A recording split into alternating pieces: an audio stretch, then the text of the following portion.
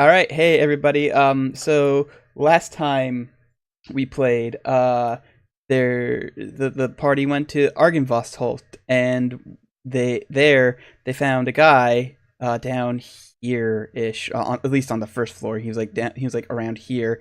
They found a guy in there, and he told them some stuff about the place that and about a missing woman, and then they ran into a big room full of spiders that they did not bother with because seriously, fuck spiders. And then they went into this church thing where they fought some like evil undead assholes who nearly fucked their shit up. And then they went upstairs and then they found a nice bedroom. And Garen has decided that he's going to take a nap in this spooky haunted giant mansion, and nobody is going to stop him. In fact, he casts a sleep on himself and falls asleep. That guy was really tired. Also, there was a tiny soot dragon in the fireplace, and I'm going to make it my pet.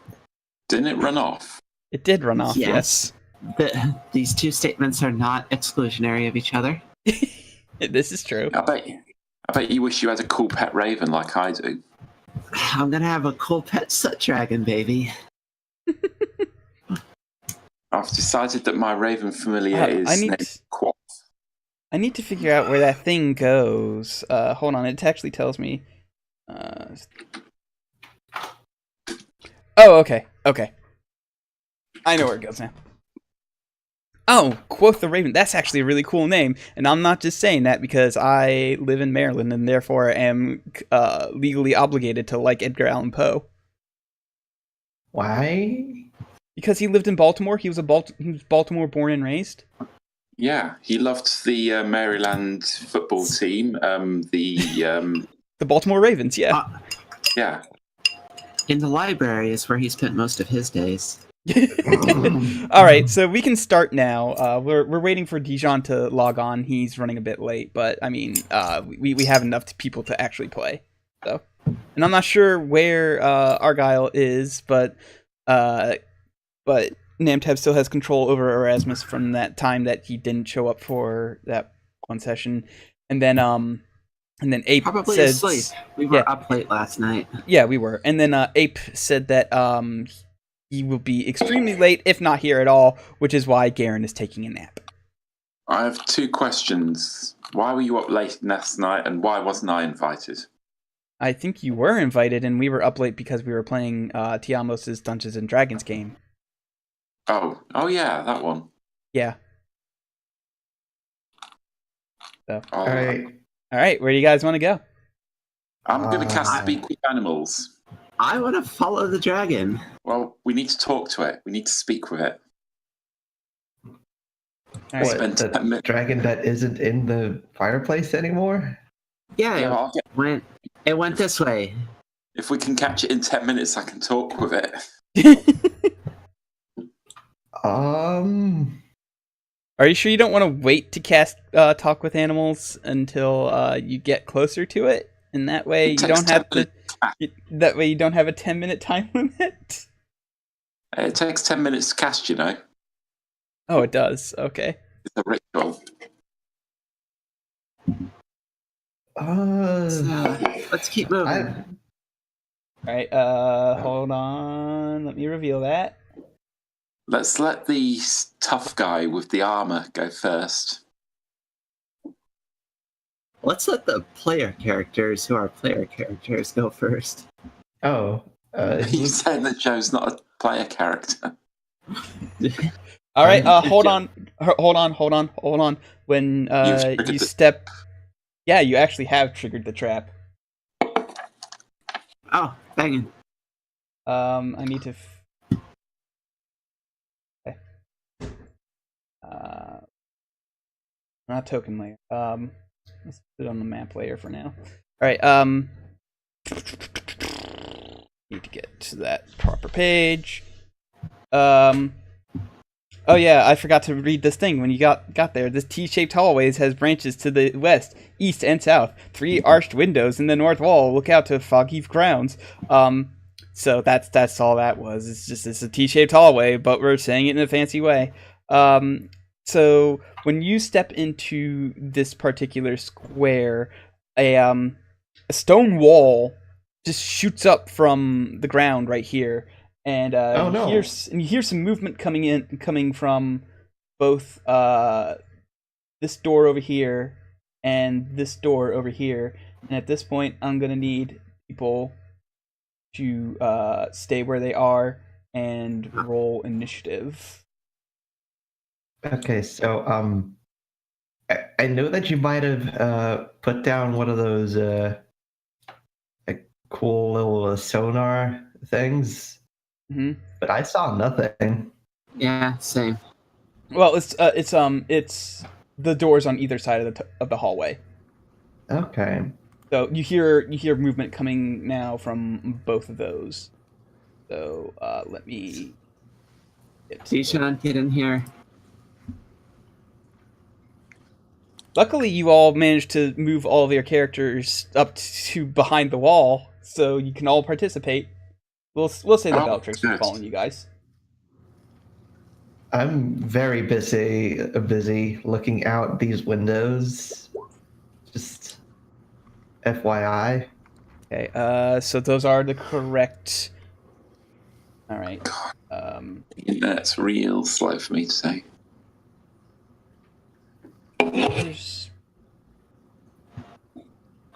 Here we are.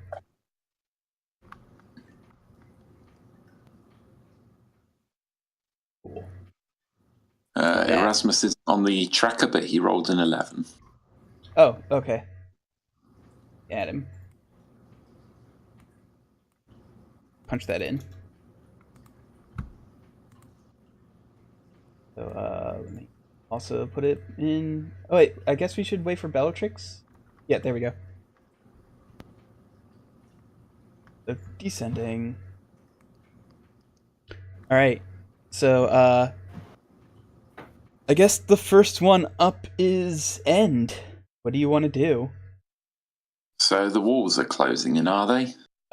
This wall shot up and is currently it's a stone wall blocking your path back, and you hear sound coming from this door and this door right here. It's time to look out these windows. Do I see a balcony?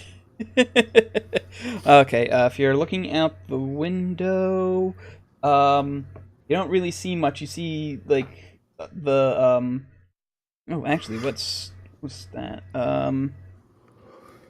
No, you just sort of look out into like the countryside. Unfortunately, there's not much going on out. So there's nothing that I could stand on if this window wasn't here. No, there's not. In fact, I can probably safely reveal that. It's just, yeah, there's nothing below you.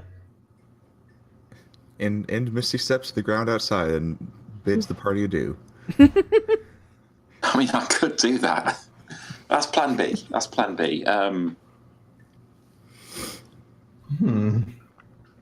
I guess I'll use the rest of my move action to move here and I guess perceive.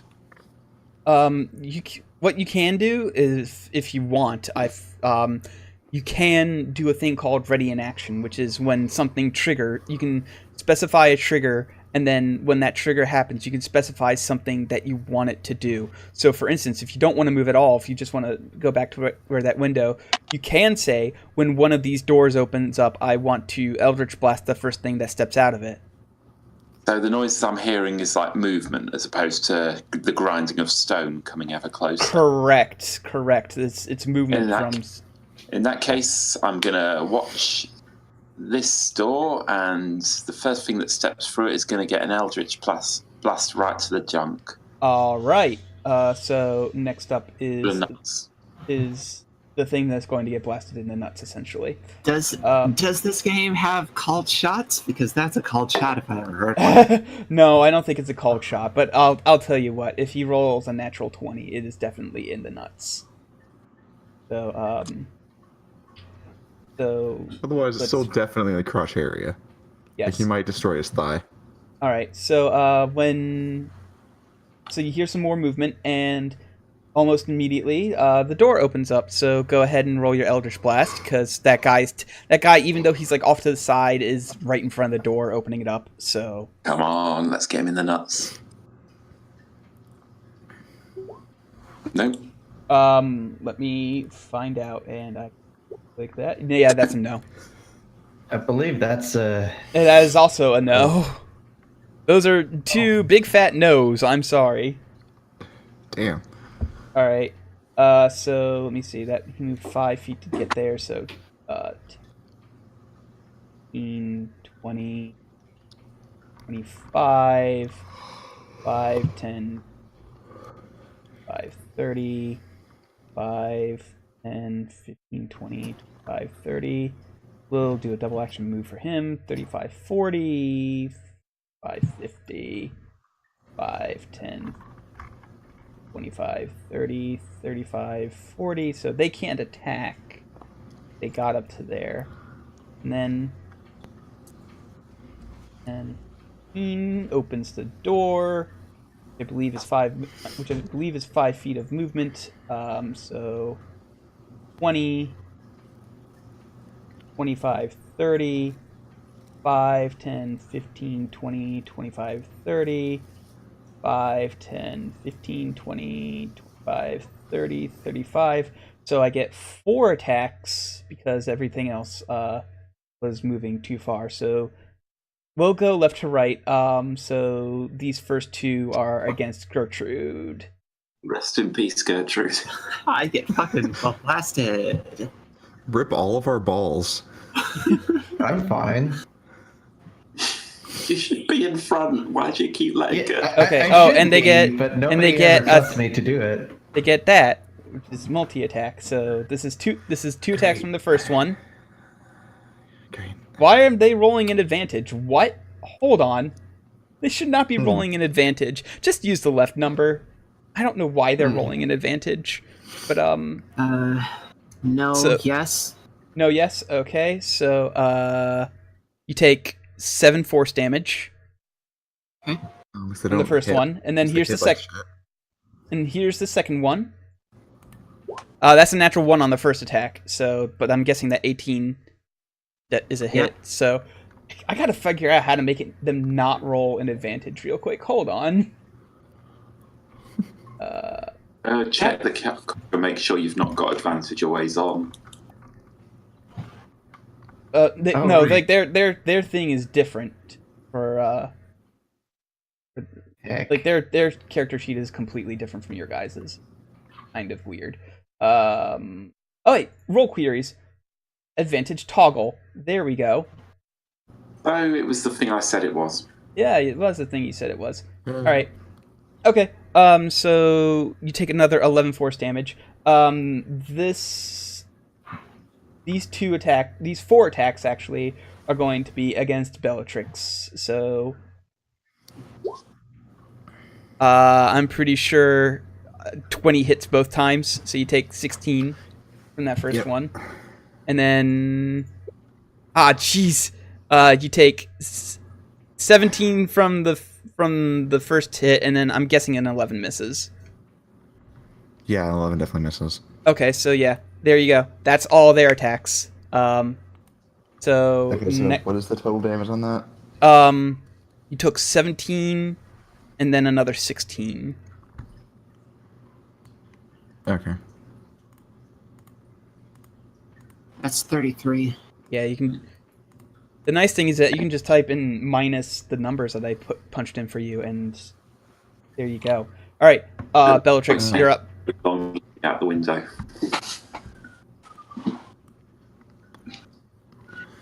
Yeah,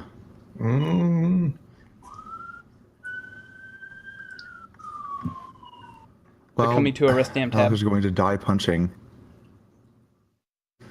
Going to start wailing on the thing.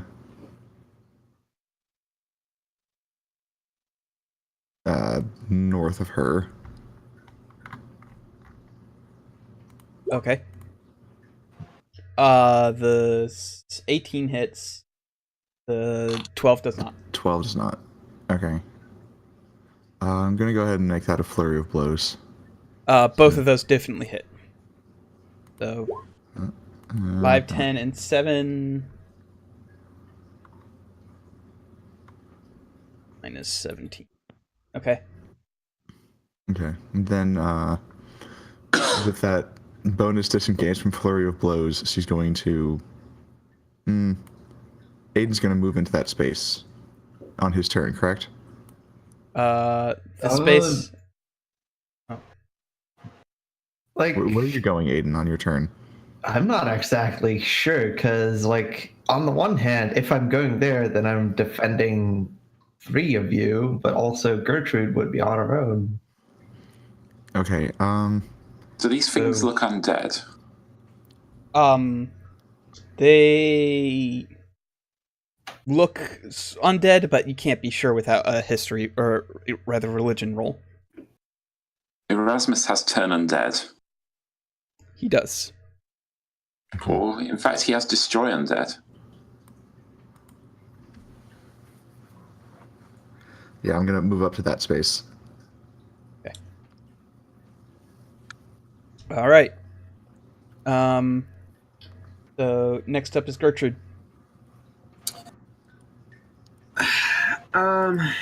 Okay. Quick question. Hmm.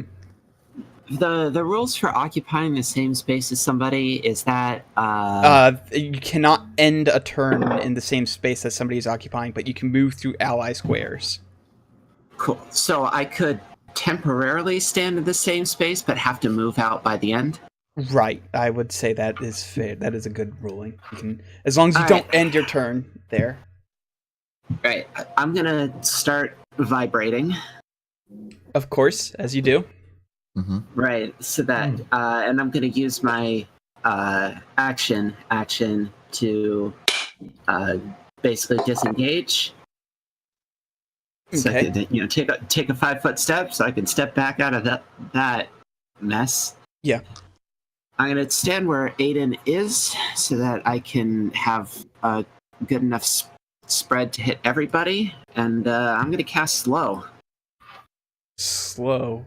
You alter time for Right, so up 2 rounds. Each target must succeed on a wisdom saving throw.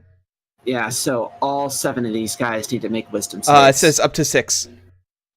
Okay, so Up to 6 creatures of your choice. Yeah, up to 6 creatures of your choice. Okay, so then all of them but this one in the back, I guess. So it's this guy. All right. So Yeah. wisdom saving throws, you said? Yeah. Well, it's good call, because their wisdom's kind of crap. So we'll go top to bottom, left to right, like you're reading a book. So this top row and then those bottom 2. Hello? Failure. Hello. Hi. Hi. We're streaming. We're playing Dungeons and Dragons. Oh, okay. Yep. That's fun. All right. Bye, Crow. So that the first one fails. The second one fails. Oh, what's your save DC? 14. 14. Okay. Oh, 14 is. Yeah. Let me see all of the rolls, and I'll decide if I want to put a minus on any of them. No, well, here's the thing. A 14 is a tie, and a tie succeeds. I know. I can put okay. a minus on them with deny time. Okay. Yes. Success. 16 succeeds. Success. Fail. And fail. So here, I will Okay. mark the 3 that we definitely know for sure. Slow, and my thing is covering nails. Slow. All right. So any of them you want to deny time to? Yeah, the 14. The 14. Because you don't. It thinks it sees my spell coming, but then time stops, and it's aware that time has stopped, but it can't move. And Okay. Gertrude kind of half cocks her head and says, "No, that wasn't quite right." and then the spell undoes itself and then redoes itself, and the warrior's confusion over what the fuck just happened caused you it just- to. Did you just Sansa time it? Oh, that's great. That's what I was thinking. Okay, so That's not how this went. target's speed is halved, takes a -2 penalty to AC and dexterity saving throws, can't use reactions. On its turn, it can use either an action or a bonus action, but not both. Regardless of the creature's magic ability, items, or it can't make more than one melee. Okay. Alright, so even if it has multi-attack, it can't. Alright. That was Okay. the big one. Yeah. Is the range is Mm-hmm. preventing the multi attacks. Alright. So next up is Erasmus. I gotta Oh, move. Oh, you gotta move? Okay, yeah. Go ahead. How tall is the ceiling here? We'll stay standard 10 feet. Okay, so could I Standard in stand- D&D. That's Can I yeah. sit in the space above Aiden? Sure. Are you Here, 4 I'm feet gonna tall? move. I will guess half of you is move. 4 feet. I will move you up a square. But we know that you are occupying the same space as Aiden above him. Yeah. Because I don't want him to have to like struggle to move Yeah. his pog if he wants to move. Right. He'll take you with him. All right. So next up is Well, Erasmus. also if Aiden moves, I will kill him.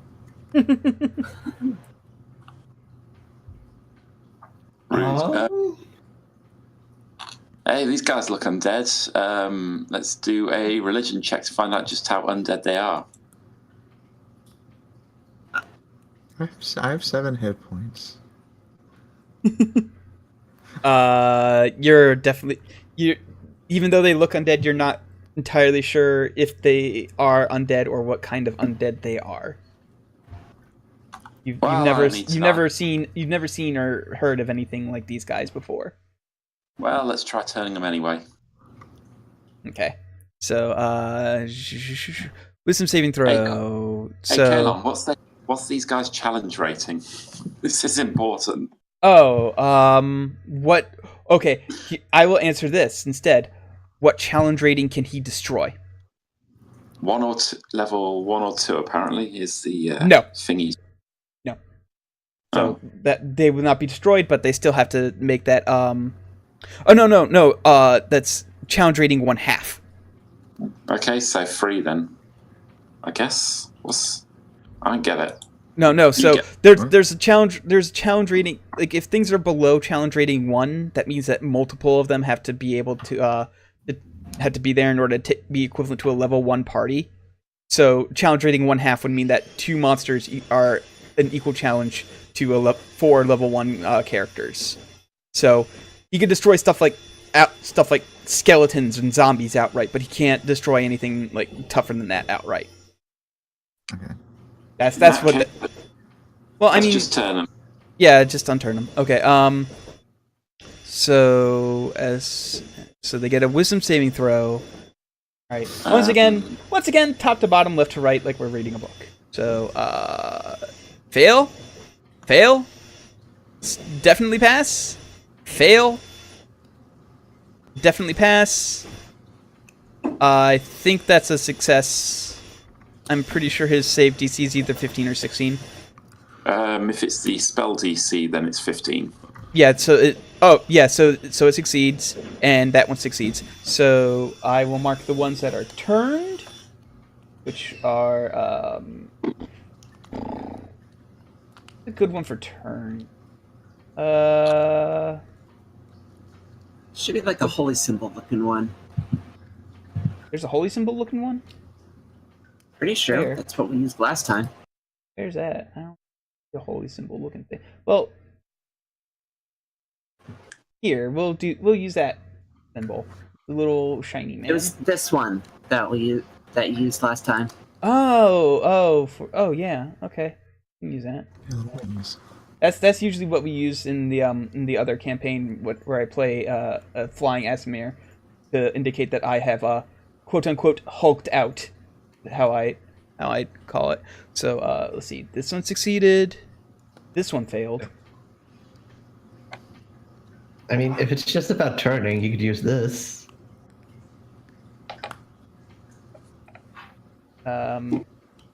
Let's see. That one succeeded, and the rest succeeded. Okay.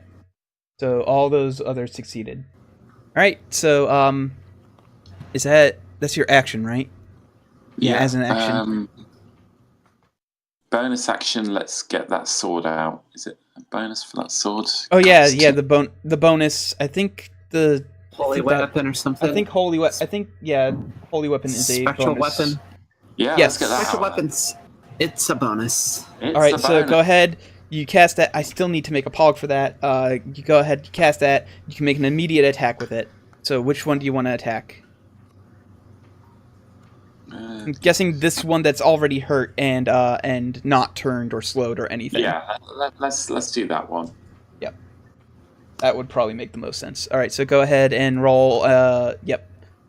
I believe it is your proficiency bonus is +2, or is it +3 yet? I don't know.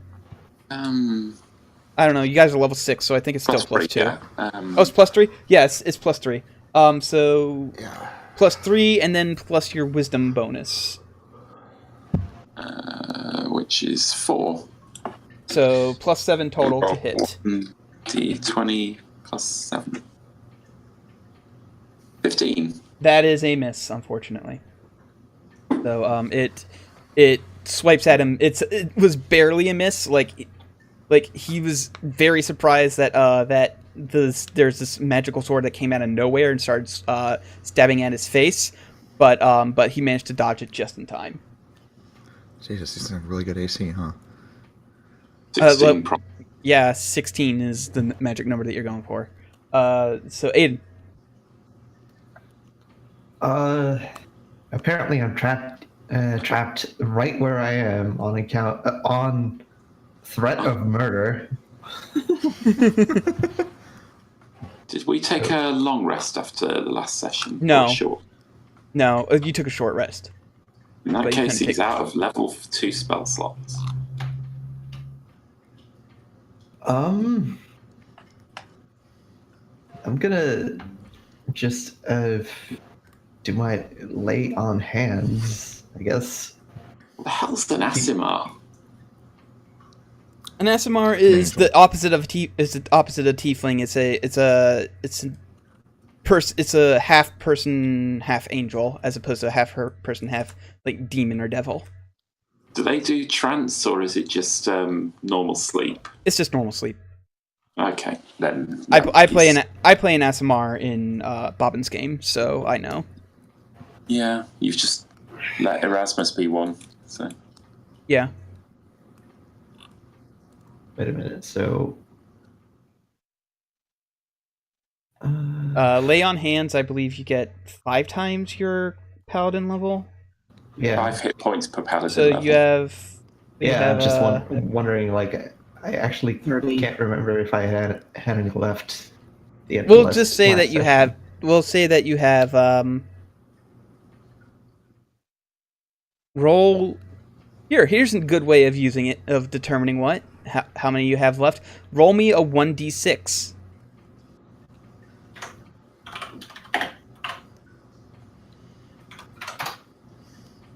You have 5 left. Oh.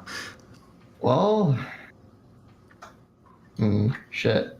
What else do I got? I got cure wounds. Yeah, cure wounds is good. So, wait, I can't see these names. Fucking Oh, Bellatrix? Are you gonna try and heal Bellatrix? Yeah. yeah. You're right. Let's do cure wounds cast at level 2. That doesn't help. Bellatrix. All right. So you heal. Oh, you need to roll a. I think you need to. No, you heal 9. There we go. So 5 and 4. Okay. What else? And for the, I do have a bonus action, so I'm gonna wait. can. I'm gonna have to. Ah. This is actually quite a rude encounter for level 6 people. Yeah, no kidding. Yeah. All right, and then I summon a spiritual weapon. Oh, you also have a spiritual weapon. Okay. Yeah. I'm gonna rule that spiritual weapons can occupy the same square as spiritual weapons. So if you want to have it occupy this same square and attack this same guy, then you may go ahead and do that. I'm gonna plop. Evolves into Aegislash. I'm gonna plop it down here. Aw. Yeah. Let's see. This one's turned, and this one's slow. Yeah, don't attack the turned For ones. no reason. Yeah, I won't. So I'm gonna attack the slow one. Okay, so go ahead and roll your proficiency bonus plus your spellcasting bonus. So 3 plus your charisma bonus.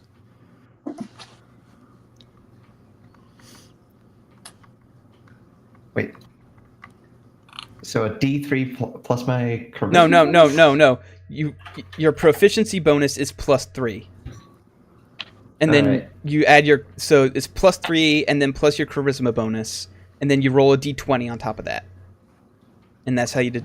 It's like casting a it's like swinging your sword, but with charisma instead. Okay. Unfortunately, no. All right. Well, I'm still sitting here. Okay. I'm gonna try my best, I guess, at keeping these guys out of danger. It's everybody's favorite end turn. Hey, I'm your favourite. It's me. And Oh, no I know one what else. I should do. No one else is your favourite. Just end. Only end. Why have I not been doing this the whole time? I don't know. It is just whispering that in Erasmus's ear. I'm your favorite. Yeah, this is good. I mean, providing you guys are happy to take a short rest after this, I'm happy to break out some big guns. You're probably gonna want to Yeah, take a long please. rest after this for full heals and such. Please, please do unload everything you have into these guys. It's time for... Well, what are we thinking, guys? Hunger or Fireball? Well, Fireball will definitely kill all No, of us. because you have to remember each one of these each one of the squares is actually 10 feet by 10 feet. So if you unloaded it like here, it would be perfectly fine. It would be like if you unloaded it like back here, it would hit these guys, but not you guys. But then it would also hit the turned guy, so it would end the turning. Right, that's the other thing to consider. Is Oofa. I'm very willing to sacrifice a spiritual weapon to kill this cluster that's Oh next no, to us. the spiritual weapons aren't affected by it. I'm talking about the turn condition that this one has. That would end so if you cast Fireball. enough. We're only going to have to deal with that one. I think, yeah, let's cast Fireball on this side of the room. Okay, so they all need to make dexterity saves. So, see no reason to change it top to bottom, left to right, or left to right, top to bottom. So, okay, so he succeeds. He succeeds. He succeeds. They all succeed. They all rolled extremely well, but they still take 13 damage. So there is that. Kaelin, could you stop? No. No, I will not. I'm sorry. Kaelin's got a case of the roll goods this morning. Yeah, where Is was there a little less that? extra today? He always does well when he's the GM. I was doing pretty well last night. Except for the performance rolls. No, there was one performance roll that I did bad on. Is this entire thing just a long ass "that's what she said" joke that you're doing?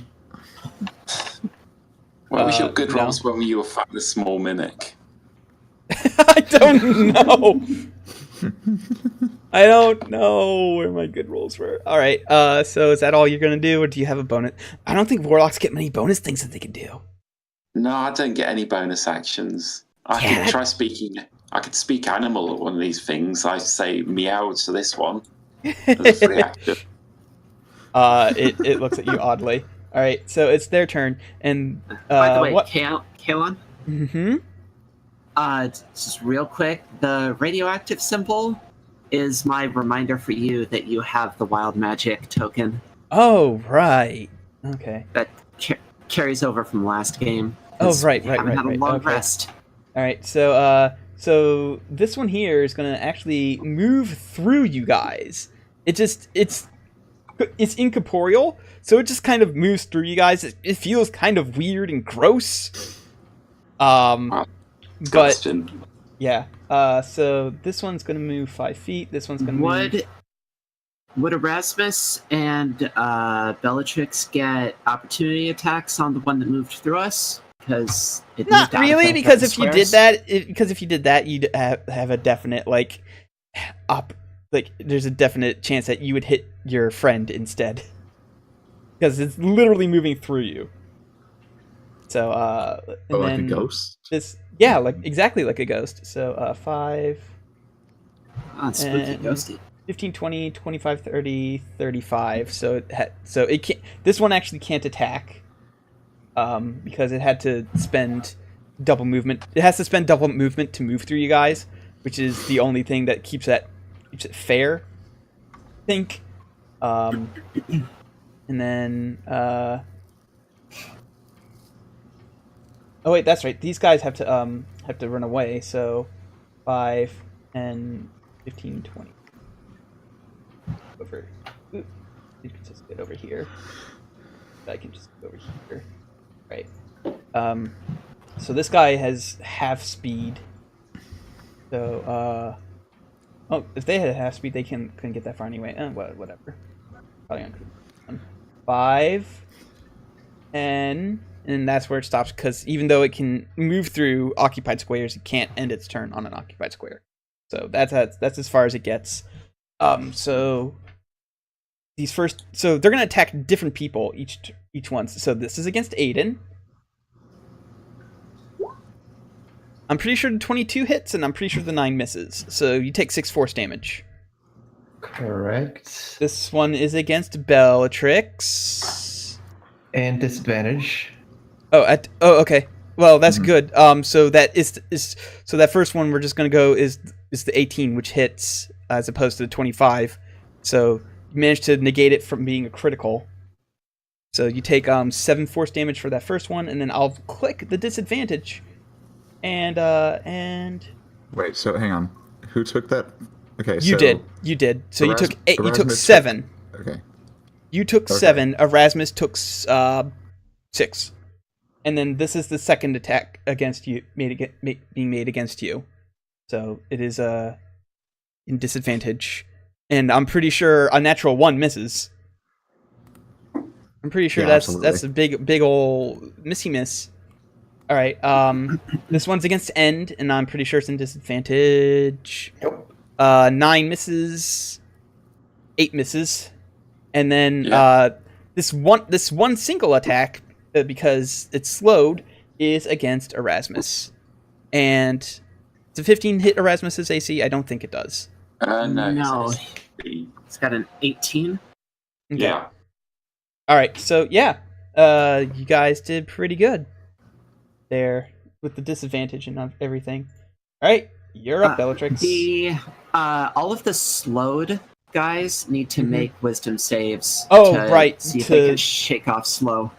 Okay, so I'm gonna do the 2 guys that ran away first. Okay. Fail. They fucking fail, and then these 2 guys fail. Fail. All right, hey, they're still slowed. All right, Bellatrix, you're up. Boom.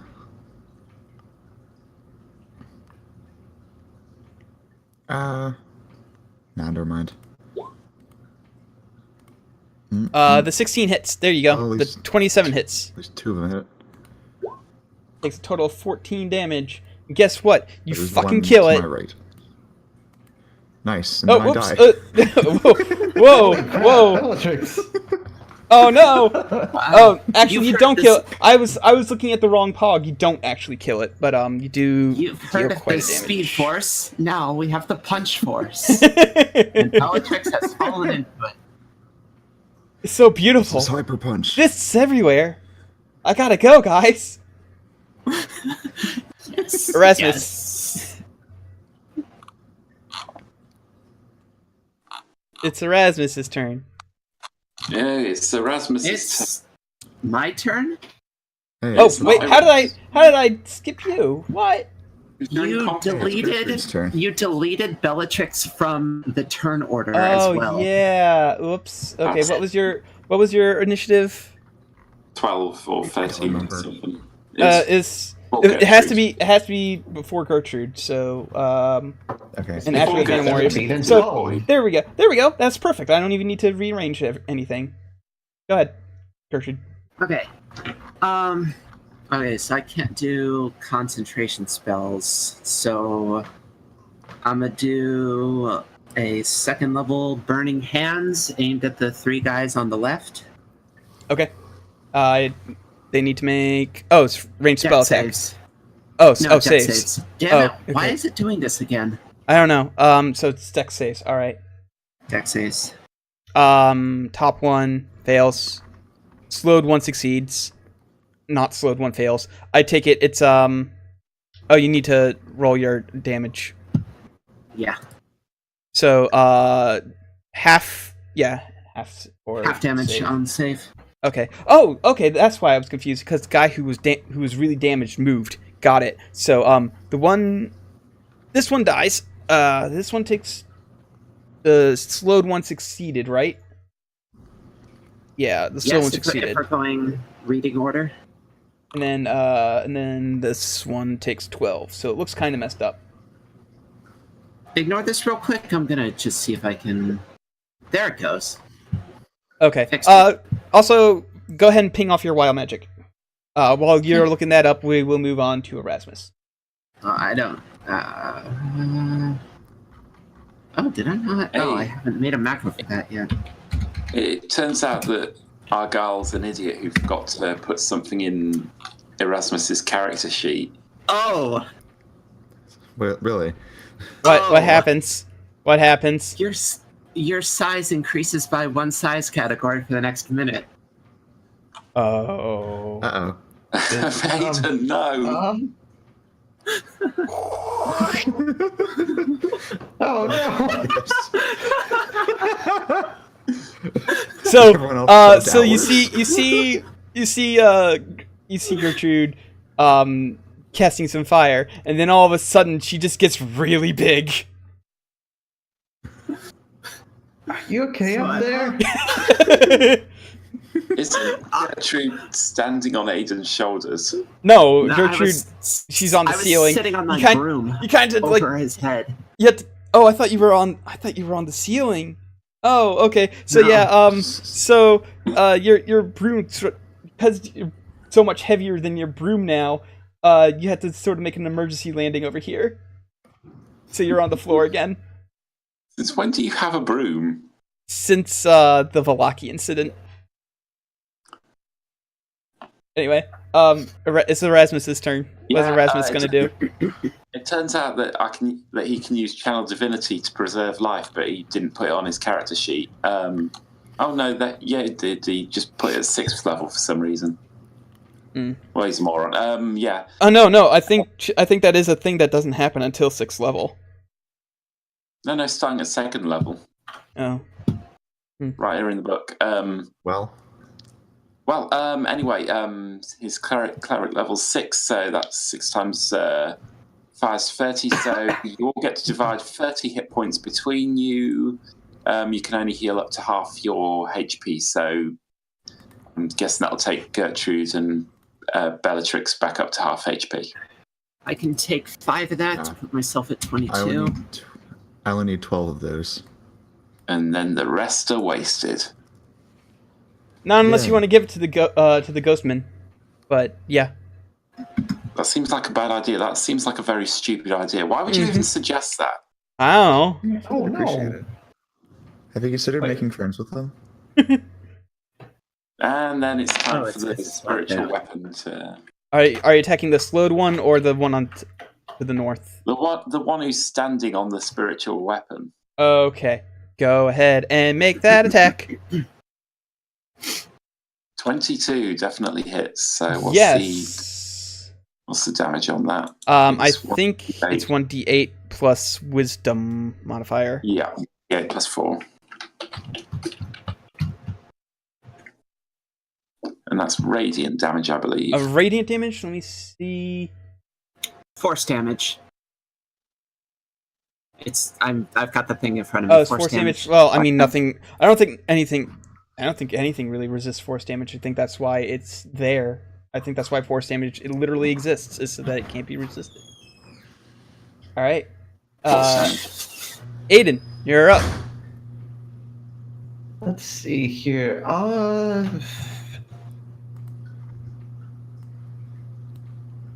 Do we want to turn these guys? Go for that again? To the side of good? No, Yeah, To the just side of turn running away. Turning would probably be a good idea. That's All right, probably good. I'm gonna give it a shot at least. Okay, so they need to make wisdom saving throws. Versus your save DC, which is 8 13. plus 13. Okay, so wisdom top one fails, and then left to right fail, success. So these two are turned. I would like to deny time on the 14. Okay, so that one is also turned.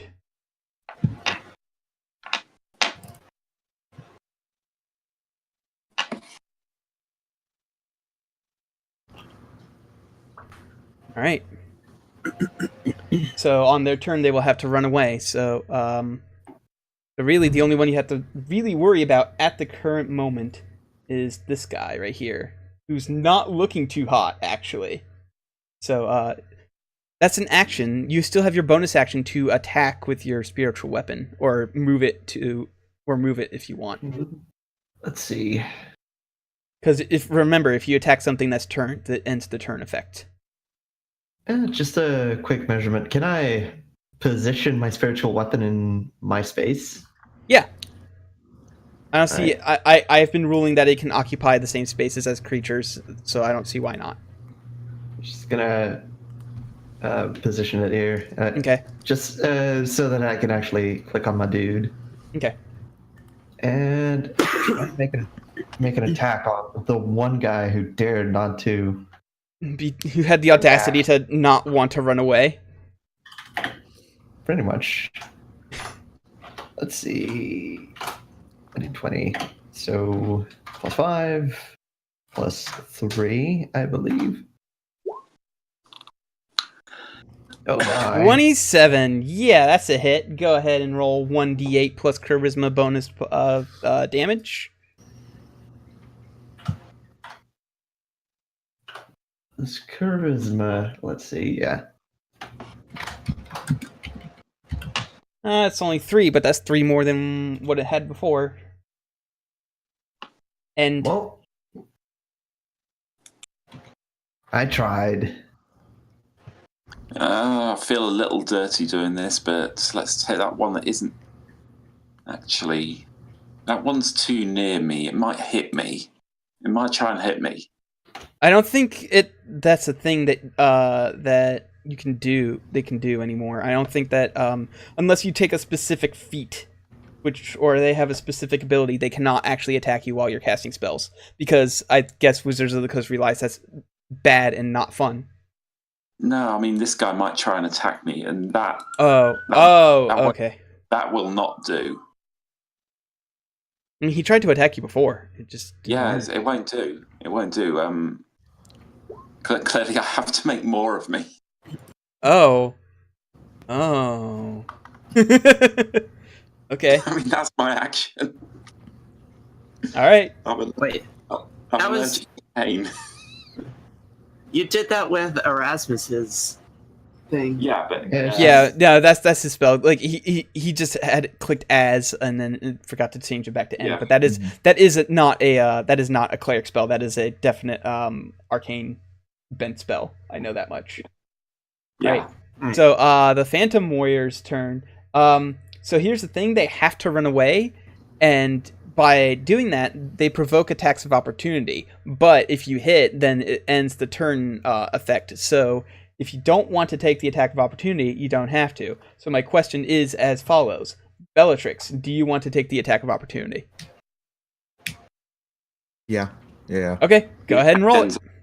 So It doesn't. You hit it, so it ends the turn effect. But go ahead and roll your damage. So I want to like this thing is gonna die pretty soon. Yeah. So So yes. However, because the effect is ended, it decides to turn around and try and attack you again. So it has to roll a disadvantage, I believe, because you're Yes. next to Aiden. because So of it gets Aiden. 2 attacks with the spectral longsword. That's a miss, Good boy, and that's a Aiden. miss. Thank you for playing, everybody. That's So here's my question to Gertrude as it moves through you. Do you want to take the attack of opportunity? Nope. Okay, so it's just gonna use its full action to run. I think it can only get to like there. Because And my then, melee is shit. All right, and then my question to Erasmus is: does Erasmus want to take the attack of opportunity? that would be stupid. All right, and my question to Bellatrix is: do you want to take the attack of opportunity on that one as well? Oh no, you can't because you already used your reaction. Never mind. Yeah, I had to So use mine. 5, 10, 15, double move. So 20, 25, 30. Is the It double move? double moved. It can take the dash action as the only action it's allowed. Yeah. So that's what it's that is what it's taking. So if it double moved, but it can attack. So Right. and then this one down at end is going to try. It sees end is sort of blinking in and out of reality, and like multiple ends are there, and it's very confused. And between that and Aiden like defending you, it decides that it's completely not worth it. So it's going to try and attack Aiden instead. So, wait, no, it's not rolling a disadvantage, but because of that. But I'm pretty sure 21 hits. I'm pretty sure 20 hits. So, and then, yep. So you take a total of 18 force damage 18. as it right. it slashes you once. Like the sword phases through you, and it feels extremely cold as it slashes through one shoulder and then the other shoulder, and like it crosses your heart. Oh, gross. Yeah, it's really gross feeling. Bellatrix, you're up. Hooray.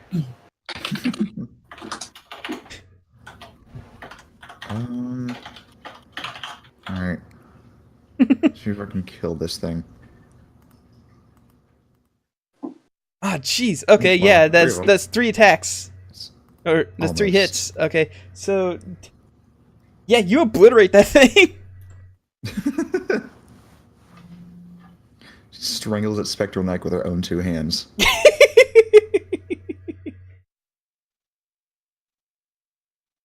Gertrude, you're large and possibly in charge. What do you want to do? She's not. Oh, definitely in charge. I mean, Gertrude was in charge before. Now she's just double in charge. It's the I want to make sure that I don't hit my friends who are probably hurt. I'm not hurt.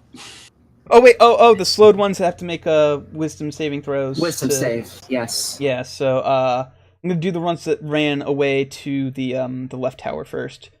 So success Succeed. on that one. Let me just go ahead and get rid of the snail before I lose track of all this. Succeed. Succeed.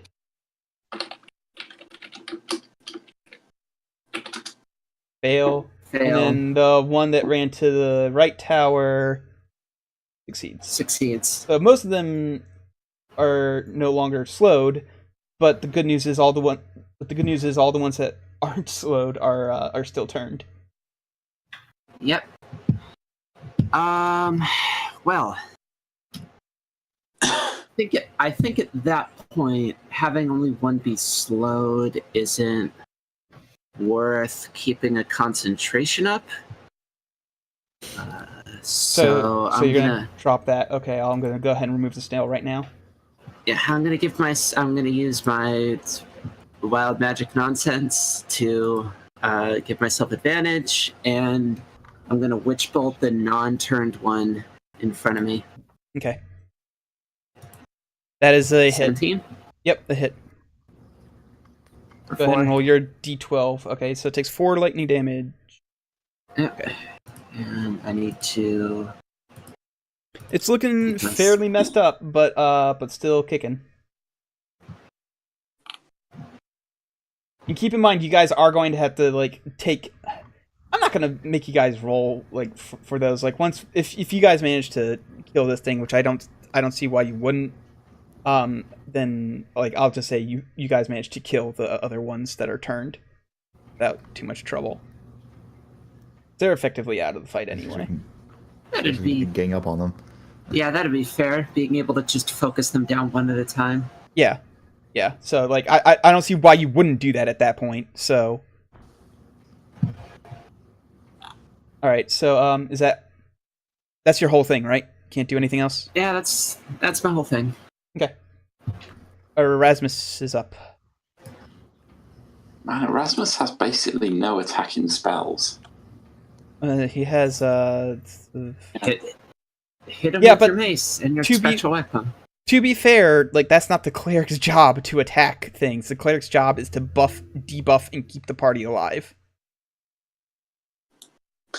Attacking is quite frankly ancillary to the entire cleric thing. I can't believe anyone would want to play a cleric. I don't know, playing cleric can be kind of fun. Like in 3.5, like clerics especially were like beasts eventually. Then again, any spellcaster was a beast eventually in 3.5, so. Hey, who's the most damage? It probably Gertrude. I'm at 22. I'm at half health. I'm at 12. Okay then. I'm at 21. But I mean, we're gonna take a nap after this, so. Yeah. Okay, Aiden, take a healing word. Okay. The What's healing healing word word is 14. yeah, the healing word is I've not thought of a word. The healing word's grumbungus. Of course it is. I don't know why you were even thinking about what any other word it would be. I don't know why I like this word so much. Yeah, so heal 14 damage, plus he's got a load of other shit as well, because he's this weird min-maxi race, which I need to find what all the shit he does. Wow, racist. Yeah, also get another 5 hit points healed. Ow. And Erasmus Happy can boy. heal. Hang on, is it 5 hit points? Yeah, 5 hit points, and Erasmus heals 5 hit points. You're consistently Yeah. rolling with your own character. And that was, I think that was the. No, it's a bonus action. Okay, I'm gonna walk forward and swipe this thing with the mace then. Okay.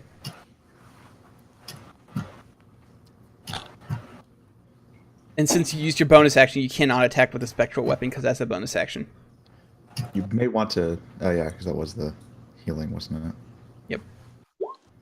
Eat mace. That's a hit. dickhead. That's a hit.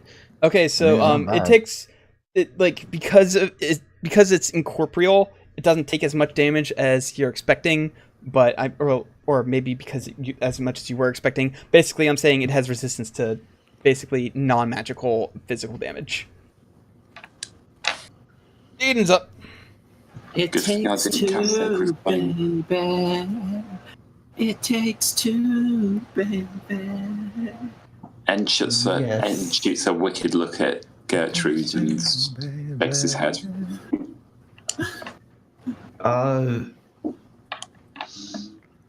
Gertrude stands up straight and is very tall. Wow. That is a very tall person. This very Wow, tall it's lady. The ceiling. Ow. Wow, she's a big target now. I am size rating large. Giant woman. So, Giant woman. What a large woman. I've got my what was it? My silver sword out Okay. right now. I just look up and go, please, Okay. and then I give everything I got at this one chump right here. All right. Do it. Let's see. Oh. Where is it? Where is it? There we go. No. Oh, heck. Don't you have 2 attacks as a level 5 paladin? You're right, I do. 6. And yes. There you go. You hit it. 4 piercing, then roll another 1d4. Is your short sword isn't magical, so that weapon damage that you've been rolling, I should have really been negating in half, but I forgot about it, so that's my stupid fault, so I'm not going to punish you for it. And then it does take the full 3 radiant damage. So up to now, I've just been using the spiritual weapon, and that's and that damage. is a and that's also a magical weapon for all intents and purposes.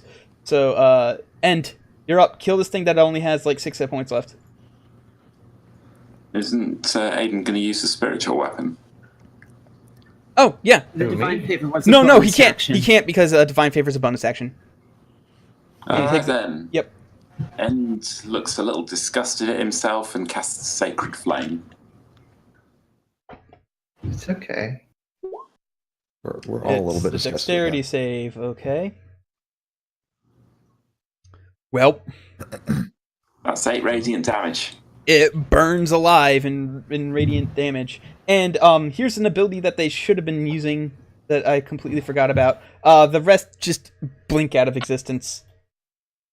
They're all turned. Wow, they that's don't have spooky. any. They have turned. They are turned. They don't have any backup, so they're done.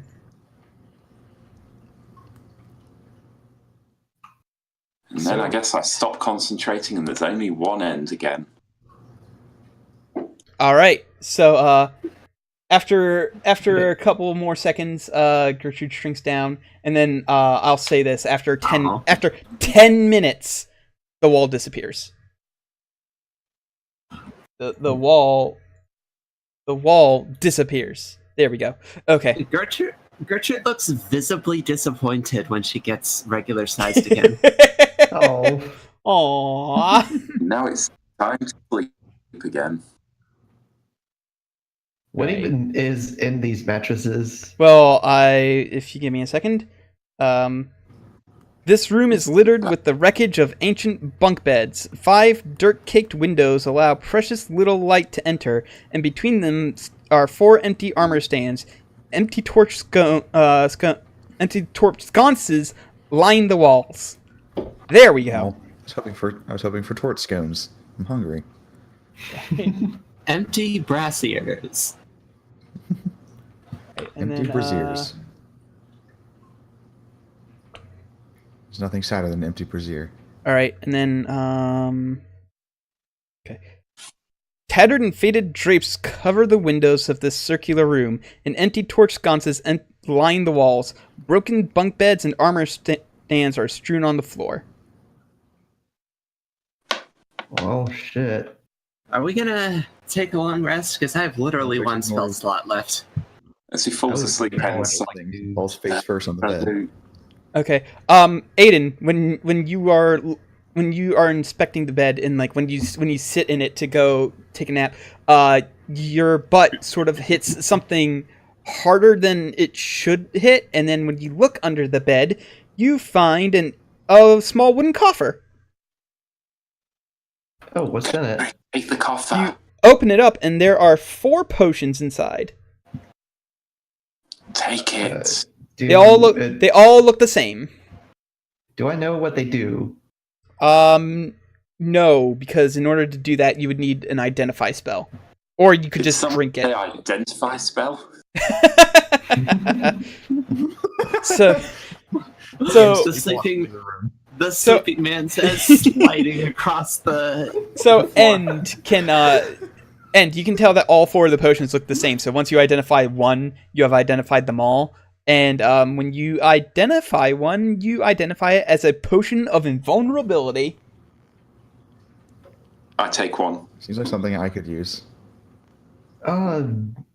Yeah. To be honest, I think we should all have one. There's There's only only 4, 4. though. There's 4. I mean, I could do without one because I'm already pretty invulnerable. I mean, have you seen this armor? It's pretty spiffy.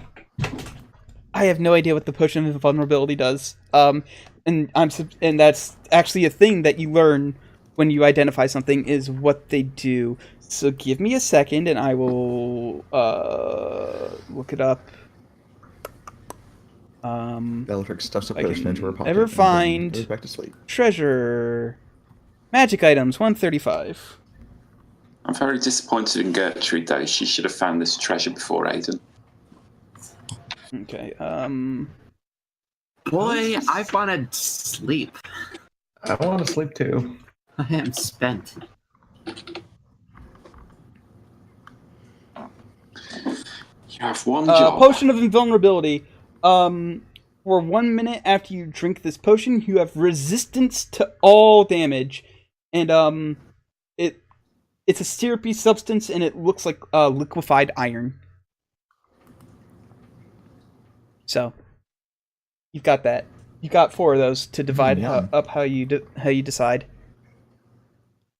I already decided. Okay. So everybody All my gets friends are getting one. Everybody gets a long rest. Completely heal yourselves up. Gain all your spell slots back. All that great shit. So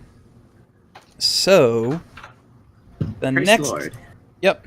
The next morning, who has a passive wisdom perception score of 11 or higher? Me. I do. Me. Okay, anybody who does, you hear, as you're waking up, the sound of clopping horse hooves and the crunch of wagon wheels on gravel. Ah, piss. I look out the window. Same.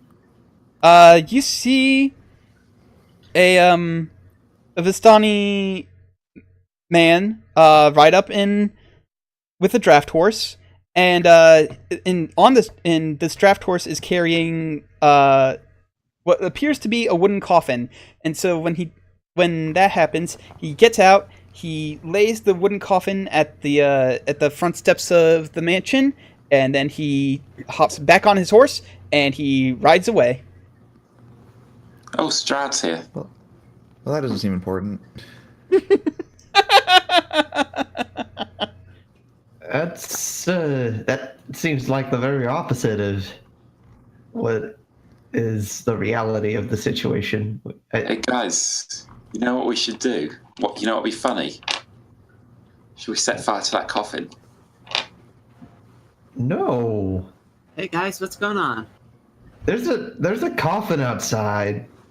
Let's go burn it. I mean, I I hate to say this, I don't entirely disagree with Ian. This place and coffins don't make good things. You Look. just turned his name into a 3-syllable word.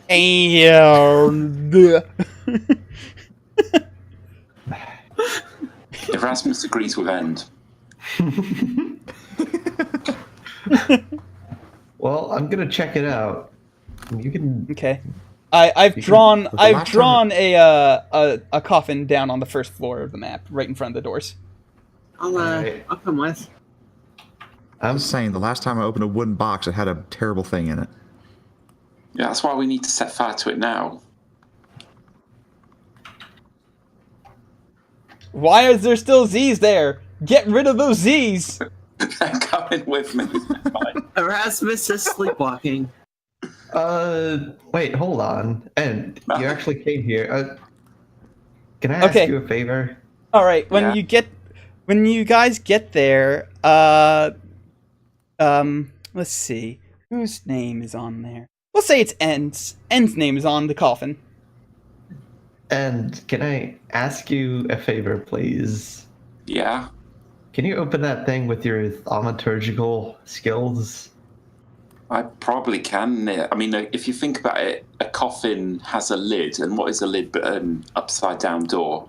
This is true. Bellatrix And raised a aren't you punch. not, like, disturbed at all that your name is on this coffin? I've been threatened by worse. Alright, when you use thaumaturgy to open up the coffin, a swarm of bats flies out and it starts attacking you. And let me just find if they actually have yeah, they do have a thing here for swarm of bats. Good. So they get an attack on you. So, why am I rolling in disadvantage? But 17. Yeah, Because that Ian's right here. hits. All right, so you take 7 piercing damage, and then the bats fly away. No, they don't. I've ready to punch. Can I punch the bats as they fly out? Hellish Rebuke.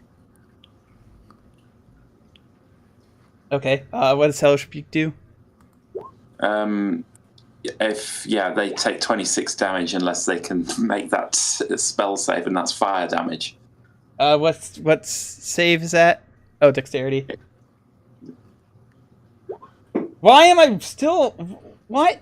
It's because I have to do it for every single individual goddamn. Okay, never mind. I'm not going to do that for every single. I'm just going to use the number on the left. You've probably Whatever. got like the game settings set No, to have. I unset that, and then but because they were in here before I unset that, they are set like that right now. So I'm just not going to do that for everything for every monster in this bestiary. Anyway, so they take 26 fire damage and die, but they did manage to get 7 hit points worth of damage on you.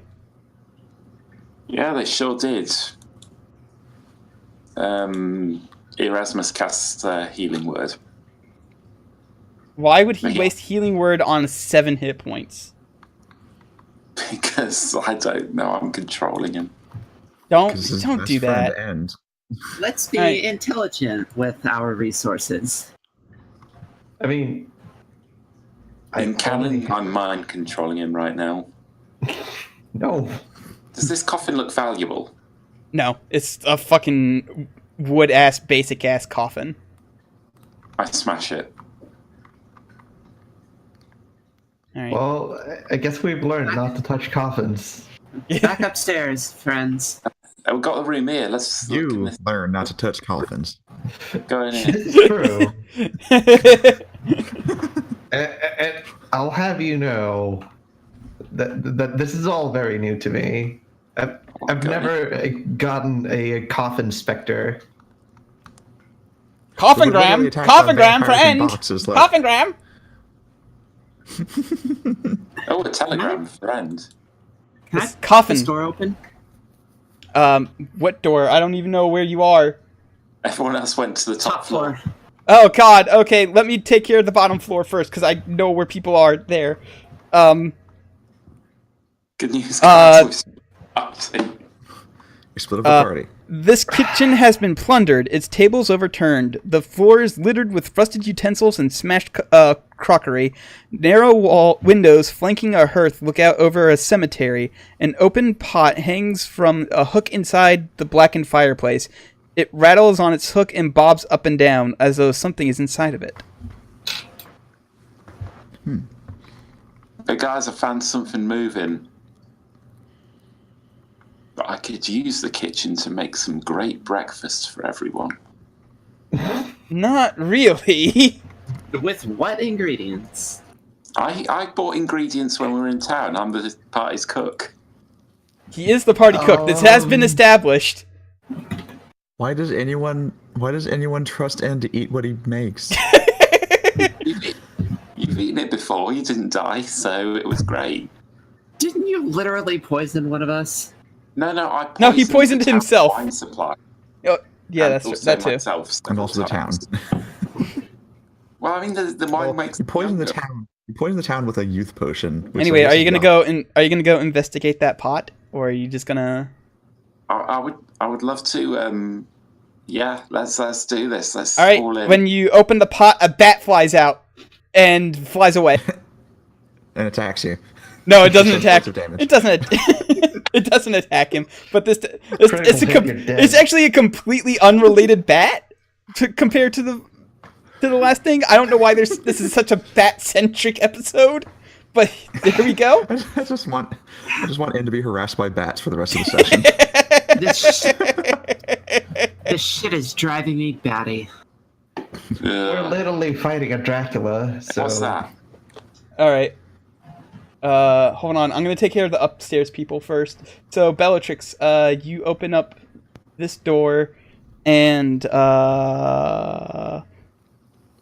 the south end of this room has collapsed, exposing the chamber to the elements. Few furnishings lie broken under the fallen debris from the level above, and beneath you, you can actually see all those fucking spiders down below.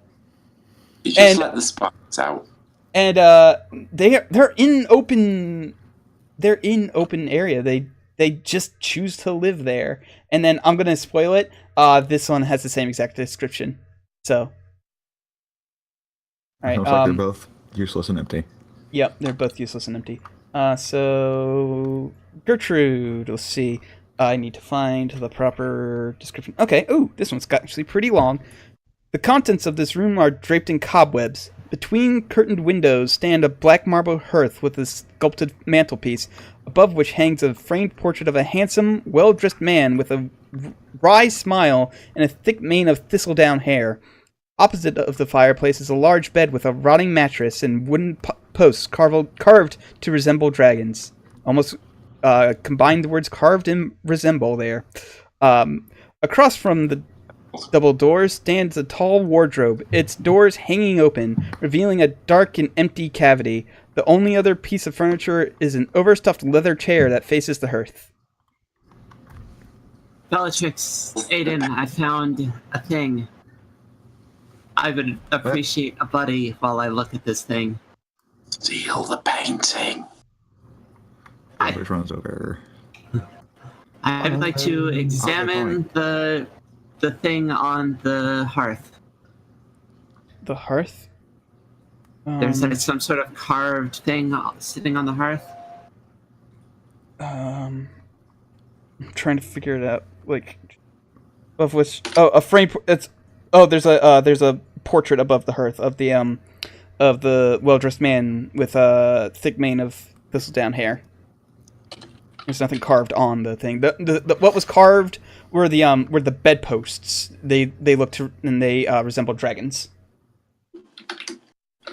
So this bed right here has like carved bedposts. Bellatrix pokes each of the bedposts in turn. I mean, okay. Is there anything under the bed? Nope. I would like to Bellatrix take tugs the each of the painting down. bedposts. Is there a I'd like switch? to- I don't know. Take the painting off the wall. Okay. I mean, it's a pretty big painting. Can't exactly stuff it in your pocket or your backpack. We carried the whole house out that one time. So I carry the painting down and I set it down right here. Okay. You're just Then gonna I walk carry away this from painting it. all the way to town. All right. Okay. You know, back Walk away from it.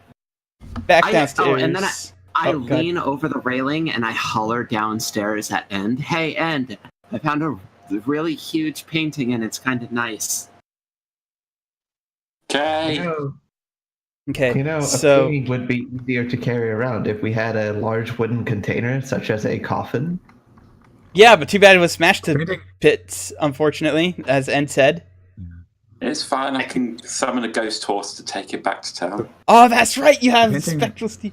All right. It's true. I can theoretically cast levitate on Had a it. giant woman. Okay. So we'll go back downstairs. And what do you want to do? Hey, what's this thing? That's a curtain. Oh, I don't have magic hand. Does Erasmus have the magic hand? No, Erasmus does not have magic hand. That's not a cleric thing. God, I'm gonna have to open this with my hands. Like Yeah, some how dare you? Like a filthy peasant. Yeah. Erasmus is joining me for some reason. Okay. Tattered brown drapes cover the windows of this circular room, and a heavy drawn curtain hangs across an archway to the south, which is what you just opened. Strewn about the floor is the wreckage of half a dozen beds and other pieces of furniture. So many beds. Who keeps breaking all these beds? I don't know, the passage of time? Some asshole named Father Time. Wind and the elements, I believe. What do it's I called. know about Father Time? Oh, that's my favorite band. He When did he you know marches this? ever forward, and everybody faces the same inevitable conclusion. Damn, I should do something to avoid ever dying. Hey, there was another door over here. There is another door over there, and once again, Erasmus is following you. Erasmus does not trust and not to No, just no. fuck something up real bad. Tattered velvet drapes cover the tall, slender windows that encircle this parlor. The furnishings are covered with dust and cobwebs and lie in disarray. A damaged brass chandelier hangs from the ceiling, which is covered with a faded mural that depicts metallic dragons and colorful birds flying beneath the clouds. And before you ask, they are so destroyed and so worn through time that they are not worth anything. Okay. It says that right in the book. Okay, and I'm assuming that's just a hallway. Yeah. It's just leads outside. And what the hell was the event we were supposed to get before those bloody... Oh! There's still the hole upstairs. Hang Yeah, on. Bellatrix is at the And foot then of these stairs. also, I don't know if you guys, yeah. Oh, hey, and found it. I've been saving that for last. And, Same. and just Okay. the kind of guy who wants to have the best one first. Tarnished silver-plated gargoyles, shaped like dragon wormlings, cling to the stone-tiled roof of this mausoleum. An 8-foot-tall, 4-foot-wide marble door set into the southwest wall is engraved with the name Argynvost, which, if you guys will remember, is the name Name of the of the dragon. silver dragon. Yes. Jargon.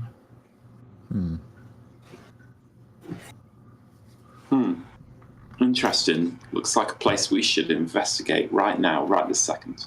Okay. Looks like it's a place you should investigate with the whole party present. Yes. Oh, they shouldn't have wandered off. All right. You want In order to open this door, You you wanna are go actually in going there, to go need you're going to need a strength check because the doors are very heavy. And I don't know why I don't have the camera focused on you guys. I don't know why I was Aren't worried. you, A strength wimpy. check, but I have thaumaturgy. You still need a strength check. Thaumaturgy is explicitly cannot open up doors that require a strength check. It's a cantrip. I'm not going to say that a cantrip can open up a door that requires a strength check. But it's unlocked. Yeah, it's unlocked, the damn but door you need and- to. But it's thaumaturgy is not powerful enough to open up heavy marble doors. Let's do I am this. ruling this. Satan, lend me your Hey guys, what are you up to? Go away, Aiden. Satan, lend me your power. Does that do it? No, Oh wait. you hang on. push ineffectively. Satan, give me another D10 on that. Wow, that looks pretty heavy. Hang on, I got this. Okay, you managed to push it open now. Yeah, go away. This is Okay. my loot. The interior of the mausoleum is dark and dusty. You see 4 empty alcoves with raised floors. Etched into the far wall is a verse written in Draconic. Can anybody read Draconic in this party? Let's see. Common, Okay. elfie, halfling, and dwarvish. No. Common and infernal, and I don't think I took a ritual to read draconic. Does anybody What have does it comprehend languages? I know believe Garen has. does, but he's not present, so I don't know how. Oh, Garen wakes up long enough to be like, "Hey, The wizard losers." sleepwalks downstairs. He sleepwalks downstairs, casts comprehend languages, and walks back up, and it says the draconic script says, "Here lies the bones and treasures of Argynvost, Lord of Argynvost Holt, and the founder of the Order of the Silver Dragon." Treasure. Okay, None. time to start. There's Time nothing to here. start looting. There's nothing here. Start digging, nerd. Yeah, it's the Do a John Wick style bust through the floor to the secret vault where all the guns are. yeah. I'm gonna start casting Eldritch Blast at everything. You can thaumaturge your floor, There's right? literally nothing here that you can see. Why do I keep trying to do DM related things on Cambot, and it's making me really frustrated. Oh no. I'm insight. Is there anything I can do? No, not really. You guys have not figured out the puzzle to this area yet, so I'm just moving you guys down here because the next floor is on a completely different map. So, but I just want to copy. I just want to copy and paste you all. Gertrude, do you have a spade? I do have a shovel. Would you be amiss to investigate in some graves? No, not at all. Start digging then. I'm, Well, these if ones. I don't get any looks from the rest of the party, I'm Yeah, absolutely okay with digging up graves. Oh wait, I was supposed to read stuff here. Oh no, hold on, I need to also find the. Okay, here we are. I mean, you're also not actually here, Gertrude. Like, we're going to a different I room am. upstairs. Oh, Yeah. Well, you guys were, but like I'm still trying to like fucking. You guys can go down there if you want. Like, just be like, where's the rest of our stupid party? We found stairs. Oh, there they are. All right. You suddenly feel like someone or something is watching you. Looking up, you spot a well-dressed man with a thick mane of thistledown hair observing you from a high tower window. He draws the curtain and disappears from view. is it the same man from the painting? I need you to roll me a wisdom perception check. All right. There it is. Oh, wisdom perception. Okay. Yeah, wisdom perception. Just add your. Passive wisdom. I mean, you still rolled high enough that yes, you can tell that they that it is him. And also, when you observe the graves that are unburied, you also can tell that they were dug up from below. Like somebody burst out of these graves. Something like those things we killed. Yeah, but you may notice that there are 4 overturned graves, and there's only 3. Yeah, I was about to say, we only fought 3, but there are 4 that are open. So there might be another one of those things roaming around. More to the point, several undisturbed graves. Oh, wait. This is one thing I'm actually good at. Revenants are unholy, right? Yeah, they're undead. Let's see. You like lay them to rest? No, you can detect. I'm gonna just find out if any of these have been somehow ritualed into becoming revenants. Go ahead. Actually, roll me knowledge, a intelligence history check. Okay, you know that revenants aren't created through like arcane or through necromancers. Revenants are actually the spirits of people who died, and they have a very, very, very strong sense of of duty that they need to complete before they finally lay themselves to rest. So these people felt like their duty were not finished, and so they rose up to finish their duty. They were not created by an evil necromancer. So, what could these guys' duty be? Well, they were Give me the treasure. to guard Argynvost. I think he was their master. And he's buried right here, right? That's his mausoleum, yes, but there's nothing in it. Yeah, no treasure. Also, I'm gonna make a leap of logic. I say in character. I think Argynvost is upstairs. I think Argynvost might be upstairs. Okay. All right, we'll dig up the rest of the graves later. We found a painting in like the biggest bedroom we've encountered so far, and I saw the guy in the painting upstairs. I think Argynvost might still be around. What's with people and always keeping pictures of themselves in their own room? It's so weird. We say So- looking at end. So I saw you guys poking up at these stairs earlier. So I'm gonna assume that you go up those stairs because that's the area that I've already revealed on the next part of the map. So I am too lazy to re-reveal it and unreveal a completely different spot. So That's fine. I On can the way find up. if I can. There it is. There we are. So you guys are here. There's no fancy description for this area, actually. Believe it or not. Wait. They give a fancy description for literally every other room in the place, but actually, wait, no, they do give a fancy description for it. I'm so happy. The roof of this part of the mansion has collapsed, revealing a 20-foot diameter gaping hole with the broken rafters bisecting it. Dark storm clouds roll across the sky overhead. The floor is piled with rocks, broken tiles, shattered beams, and other debris. Beneath the rubble lie a sagging floor and puddles of rainwater. Bam! Nailed it in one. Excellent. Can you Voltage. reveal Valid. this section? Right, you open up that door. I actually had to do a polygon reveal real quick. So With thaumaturgy, I don't want any more door mimics. unfortunately, there are no more Dimics in this campaign, and it makes me very sad. Oh. Yeah, but I don't know that in character.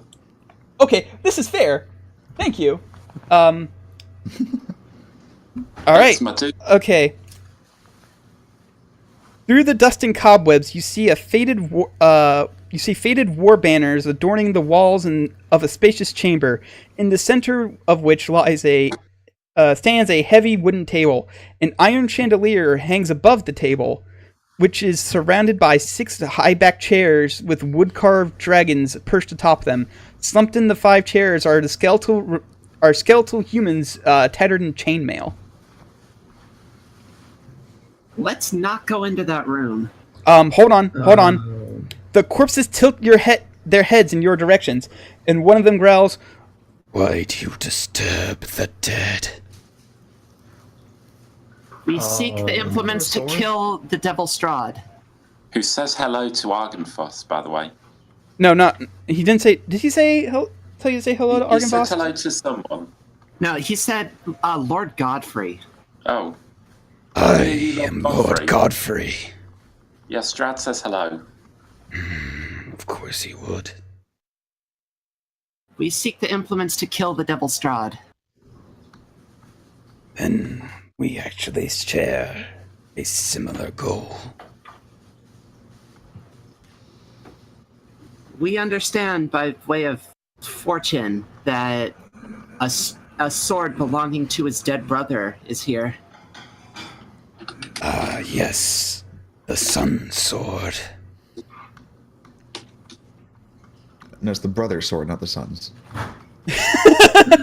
I may laugh at that, but he does not. He actually gives Bellatrix like a sort of a glare, and he says, "The Sun Sword is an extremely powerful weapon. inhabited by the soul of Strahd's brother. He ordered it destroyed when he killed it. When Strahd ordered it destroyed when he had him killed. However, we managed to run interference on that.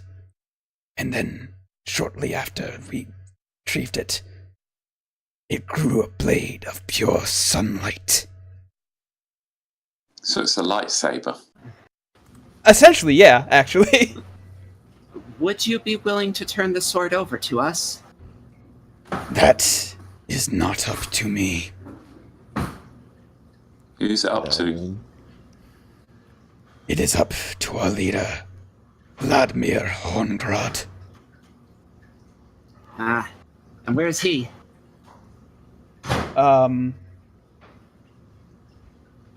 Actually, he does. He Down says, the hall to the left. Actually, yes. Down the hall to the left. You got it in one. Actually, your stupid joke was at the literal, actual directions. Would you be willing to come with us to talk to him, Sir Godfrey?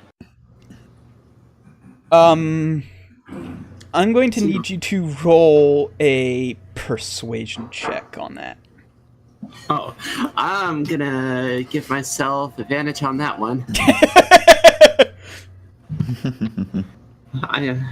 Gertrude becomes radioactive. And, Well, it's a good thing you gave yourself. I'm actually pretty good at persuasion. I seek the implements against the devil's trap. All right.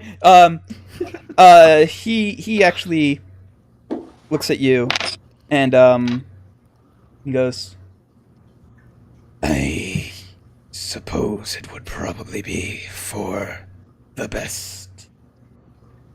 And then the others he orders the others to wait here, and he goes with you. Let's go meet the man. Hey, is this the guy who was watching us out the window? No, it is not. No. When you said down the hall to the left, I meant over here. Oh. Yeah. Yeah, you take a right and then you take a left. Because I was just so busy paying attention to the fact that it's a left. I was like, oh, goddamn.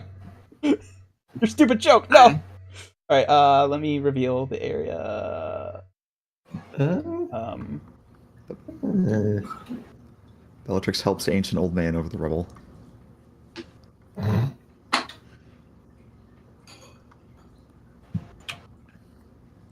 Right, and then when you get here, I am not going to get too far ahead of him. I want to make sure that he is visually in our party. All right. So, the west wall of this 50-foot long, 30-foot wide audience hall has crumbled, leaving a gaping hole and a pile of rubble. Weapons and shields that once hung from the walls have fallen to the floor and succumbed to rust. A large wooden throne carved to resemble a dragon with unfolding wings faces 3 tall windows to the west. Slumped across the throne is a gaunt, armored figure with one gauntlet wrapped around the hilt of a great sword. And then when you approach it, he simply says, "Go away." Master Godfrey, if you would.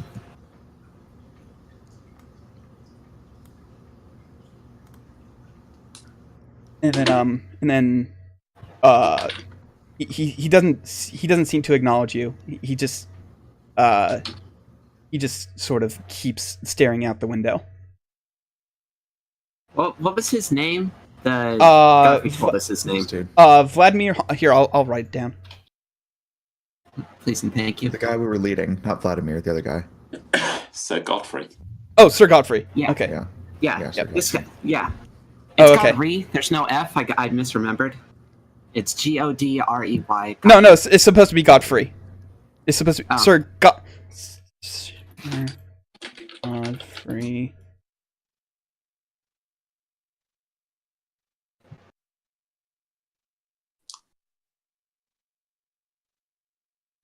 Okay. Or Godfrey. So, Someone made a typo. Yeah. Or misspoke. Okay. So, I'll step forward, I guess. Master Vladimir, you've come seeking the implements to kill the Devil Strahd. All right. When you say that, I actually have a very big, long thing I have to read. So, the creature's grip on the great sword tightens. If you have come to destroy me, know this: I perished defending this land from evil over 4 centuries ago, and because of my failure, I am forever doomed. If you destroy this body, my spirit will find a new corpse to inhabit, and I will hunt you down.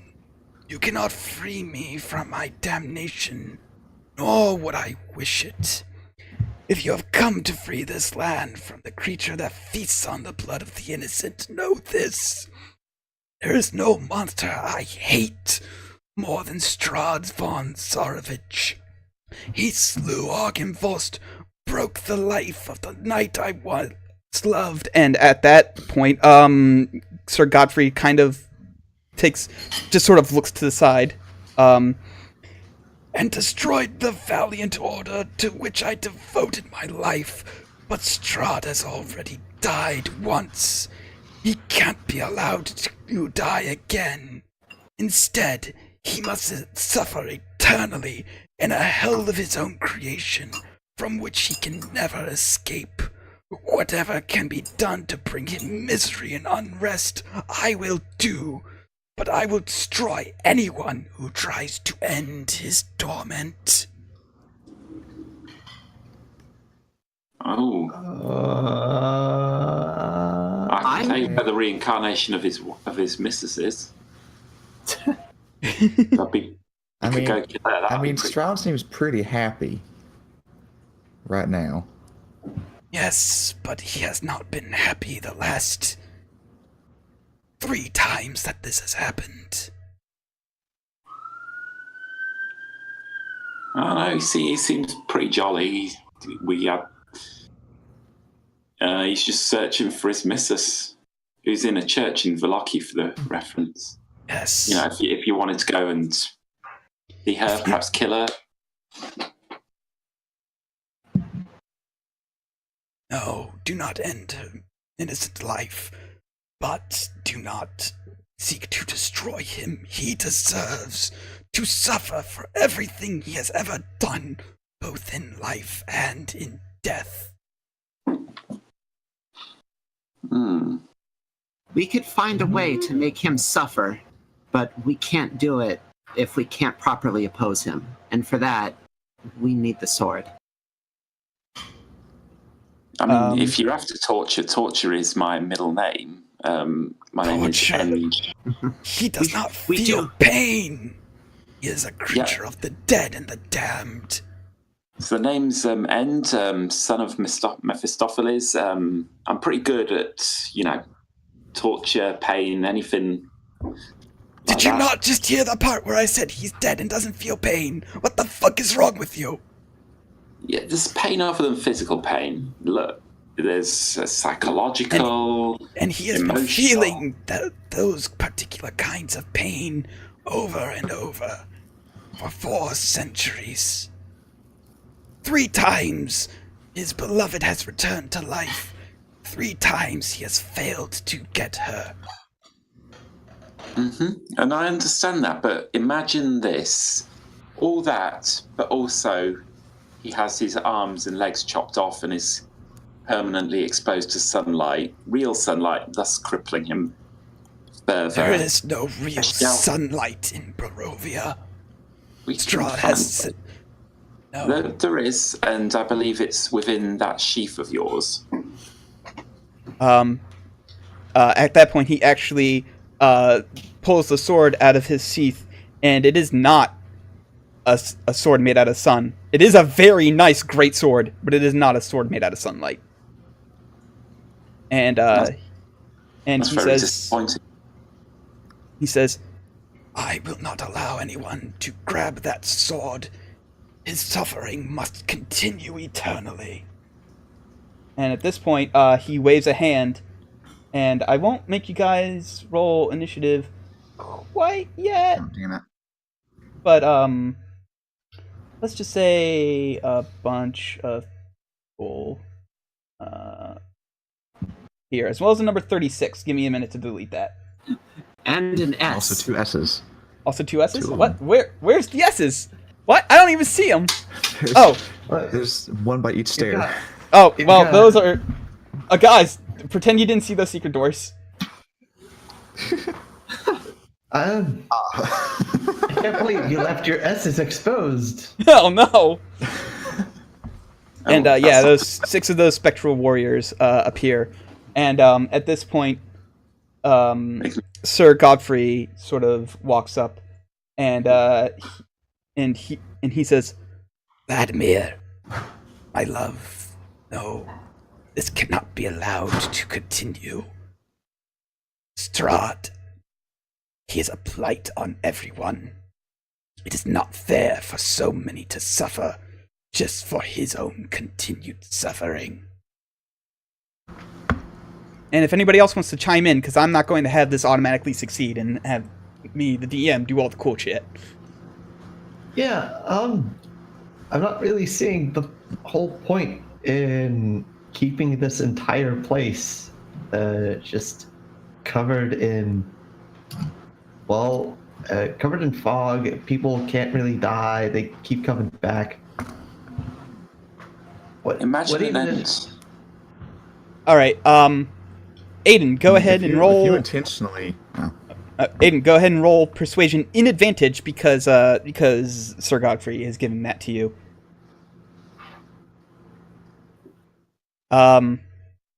At this point, Vladimir. There we go. Vladimir.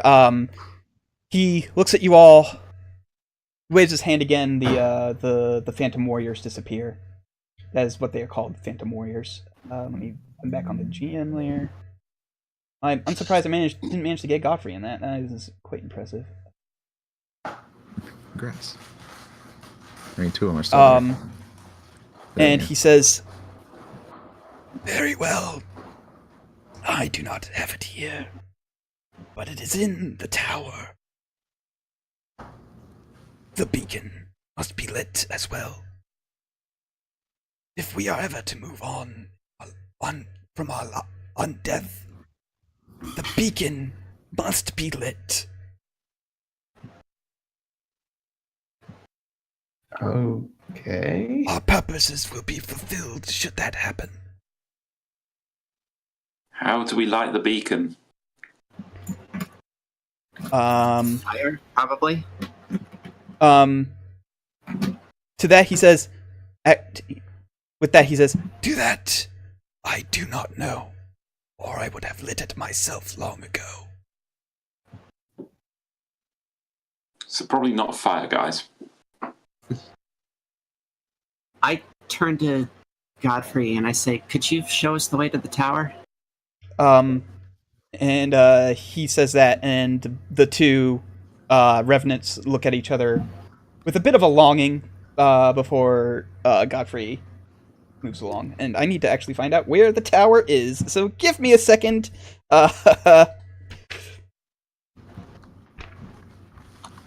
Okay. Oh, it's... Wow, that's... big number. Okay, he actually is going to lead you this way. Here, open up this door. Do you guys just want? Do you guys just want a beeline for the tower at this point? I'm just going to say something to him first, which is, trust me, if you think Strahd is being tortured now, once he knows true death, his soul will be in for eternal torment. I guarantee it. So said the last 3 that went on that fool's errand. Unless one of them was the son of a devil, I don't think they had quite as much pull in hell. I'm actually literally pulling this from the fact that there have been 4 of the same kind of adventure, all starring Strahd von Zarovich, stretching back from 2nd edition. So yeah, so it depends on what kind of party makeup was in the last 3 editions, but okay. This is still my thunder. Long. You always steal my thunder. Stealing my thunder, damn it. Alright, Nice. Yeah, I think we're gonna just head for the tower at this point because momentum. yeah. We have narrative momentum at the moment. We got a puzzle to solve. Alright, so upstairs, We can sweep this place later. I've revealed the big part upstairs. And then actually he will. Yep. I have not forgotten about the Soot Dragon, BT Dubs. Oh, that's right. The Soot Dragon was actually on the back of that throne. I forgot to mention that. Because it does it tells actually what the book says is that it flies to that throne and then disappears. But that's no fun for you guys. You guys want the pet dragon, so the pet dragon was basically trying to show you the way to him, and it flies onto the shoulder of. I know both you and End want it, so both of you go ahead and give me opposed animal handling checks. You've already got a familiar, you jerk. I can always use more familiars. Oh, if you've already got a familiar, then no, fuck that. It lands on, well, either way, it lands on Gertrude's shoulder. I'm just going to learn to speak with it. I'm going to turn it against you. It lands on my shoulder. It lands on my shoulder. I go, "Oh, baby," and I scratch its chin. I say in, I guess, Draconic because some got the speak with animals. I say you still say in English. You still say it in common. It's just that you understand it when it speaks. What's your name, dragon? The book literally does not. He says, "I do not have one." What color is the dragon? It's made out of ash, so I'm guessing deathly gray-white. Oh wait, if it's made of ash, I'm just going to call it Ash. Yeah, its name is Baby. I've named it Baby. My name is Baby. No, your name's Ash. No, it's Baby. Don't be weird. You'll be a big dragon one day, and you can't be. No, I won't. I'm full grown. My name is Baby. What even is this? Anyways, let's press on. Anyway, okay. So I'm gonna read the things real quick that it makes me read. Oh, this is just a bunch of staircases. It actually does not have a description. Okay. So he leads you to there. So, the parapet narrows to a width of 10 feet, ending before a sturdy wooden door set into the wall of the eastern tower. He warns you not to go into these two towers because there are phantom warriors with longbows in there, and they will fuck you up because the beacon isn't lit. So he leads you up over here. A rickety wooden landing and a staircase cling to the walls of this tower. The stairs lead up another landing 20 feet above, and the door to the chapel lies 60 feet below. So he leads you up the stairs, creaky stairs to a wooden landing with 3 windows that look out over the roof of the mansion. Flanking the windows are 2 narrow wooden doors. And finally, he leads you, after stretching out a bit, apparently. No, stop! No! How does this go so wrong? What? Okay, there we go. I fixed him. Congratulations, me. Go. It's me. I did it. Gotta go fast. And then here we go. Wooden stairs climb to the tower's peak, which has a stone floor and 30-foot high pitched roof. Ravens roost on the crisscrossing rafters, coming and going through the small holes in the roof. 10-foot high, 5-foot wide arched windows are evenly spaced around the walls. Each window consists of lead latticework fitted with small panes of transparent glass. Oh, did you say ravens were going by? Yeah. Any of you guys know how to light this beacon? And actually, one of them flies down, and I'm not gonna find a relevant pog because that would just take forever.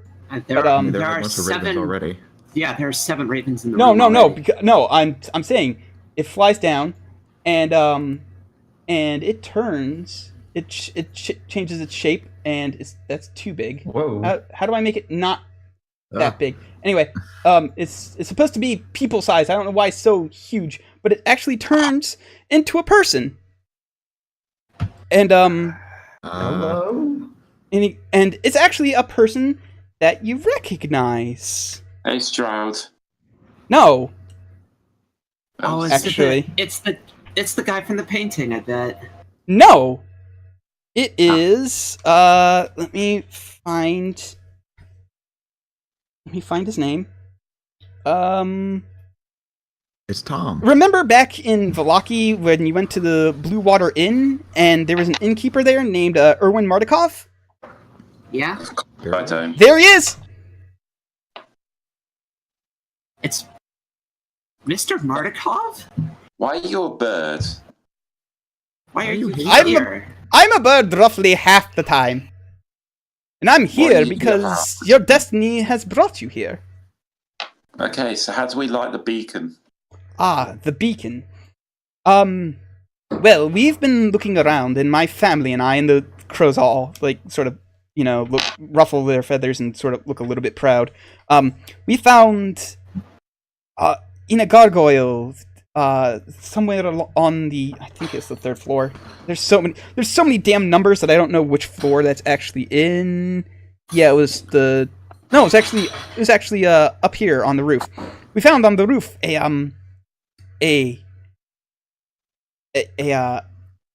verse written in common. It said, "When the dragon dreams its dream within its rightful tomb, the light of Arkenvost will beam and rid the land of gloom."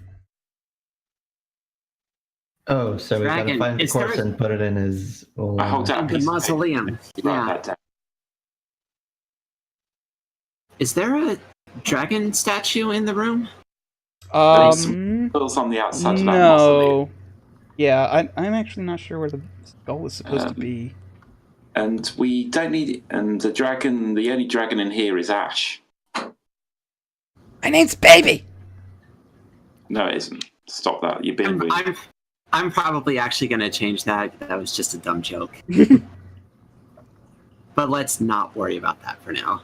So I remember Well, there yeah, being wait, a dragon and- statue on the north side of the roof. There's also the dragon out front. The one that tried to breathe cold. yeah, It tried so hard. Kaelon, are you able to write that down for... That's what you just said. Oh, the okay. I think he's also trying to figure out what dragon we're supposed to be looking for, because the book doesn't say clearly. Well, you've got one. Ash. There's one there. There's one out front. There were gargoyles on the outside of the mausoleum. And they're known as grotesques. no, that's just your face, mate. Fucking rude. I mean, what do you expect? I thought you could only do hellish rebuke when somebody hit you. Mm. It's that Dre in the first line is supposed to be dream. So it dreams it's Dree. When dreams Yeah, is dream. so- Cartoon. I hate to ask you this, Gertrude. Could you take Ash to the mausoleum? I mean, yeah, I can try. I'm not Arkenvost. Yeah, I figured. It does. Oh, by the way, I guess I keep saying this, but I never confirmed it. Was the person that we saw in the window and the person in the painting, was that Vladimir or Godfrey? No. Go ahead and Okay, roll. so we Go ahead and roll a history check. So we This still one. haven't run across the person in the thing. History starts with an H. I mean, given from what you have seen from everybody, you can tell that it is that is supposed to be the humanoid form of the dragon Argynvost. Yeah, I figured. Bellatrix just asked Sir Godfrey, do you know where the Argynvost is? You know where he hangs out? You might, if I can ever find out where the fuck it's supposed to be. 'Cause I've seen him.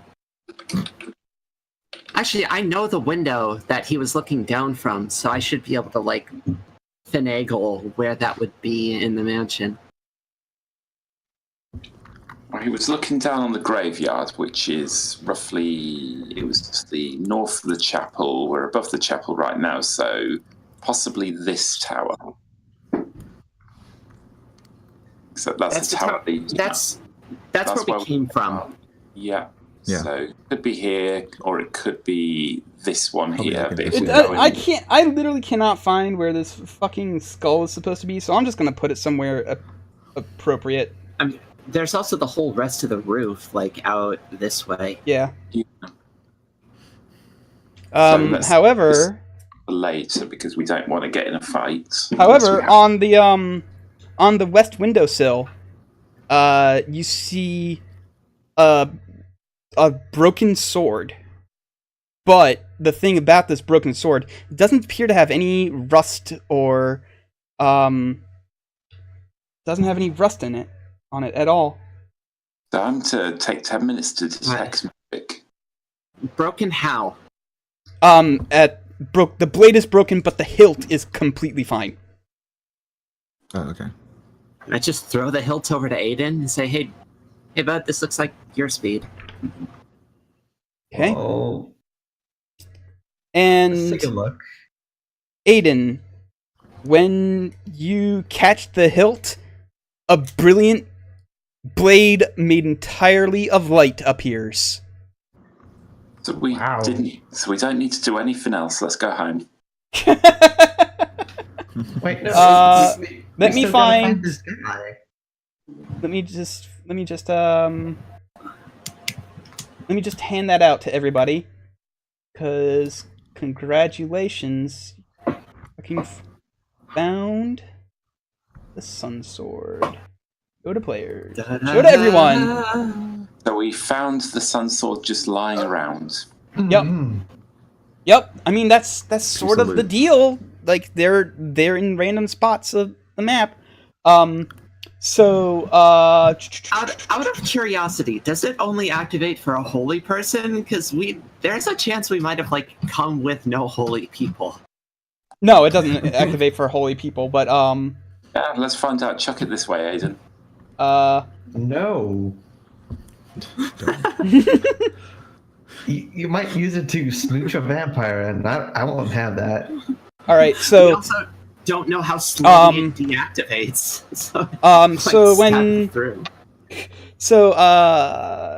Let me see if I can find it in the fucking DM's handbook, because it doesn't give me in the book doesn't give me in this book what sun swords do, but they are pretty great. All right, Look it up later. no, I found it. You might want to look it up now, considering like it's a weapon that you can use. So it is a +2 to attack and damage rolls, and they deal radiant damage instead of slashing damage. When you hit an undead with it, it takes an extra 1d8 radiant damage. It also emits a bright light in 50-foot radius and dim light for an additional 15 feet. The light is literal sunlight, so you can use an action to expand or reduce the radius. Okay, but yeah, it's a sun made out of literal sunlight, except for that one part of Valaki where like you were being chased by like 6 vampires. This is the most sunlight you've seen since you've come to Barovia. Hachi machi. Wowee. I'm gonna need that as a write-up somewhere, because... Yeah, I'll give it to you. I'll give you the write-up eventually. Hey, can you just leave that sword out a minute, please? No. And I take off my shirt. Oh, hey! I found the thing to the Sunblade. There we go. Show to players. You don't need a write-up because, look, it's right there. I think all the information should be right there. Yep.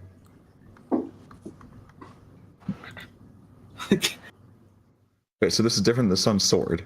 Yeah, well, the sun's sword is a specific relic, and it has several different hidden properties that I'm not telling you guys about. But Requires attunement? it does require attunement. Yes, that takes a short rest though. So instead of it just sort of shooting out and staying out permanently, when it touches your hand, Aiden, you get the sense that if you you see for a second a blade of sunlight appear and then it disappears. So if you want to tune to it, that requires a short rest, and then then you can call out the blade whenever you want. Wow. And then I can get a 10. Let's see. All right. So while you are tuning to that, what does End want to do? Well, seeing as I can't get a 10 yet, I guess I'll go to that area that Gertrude pointed out over here. Oh, okay. We should see if we can track down Argynvost. Okay. I mean, we need to find the dragon.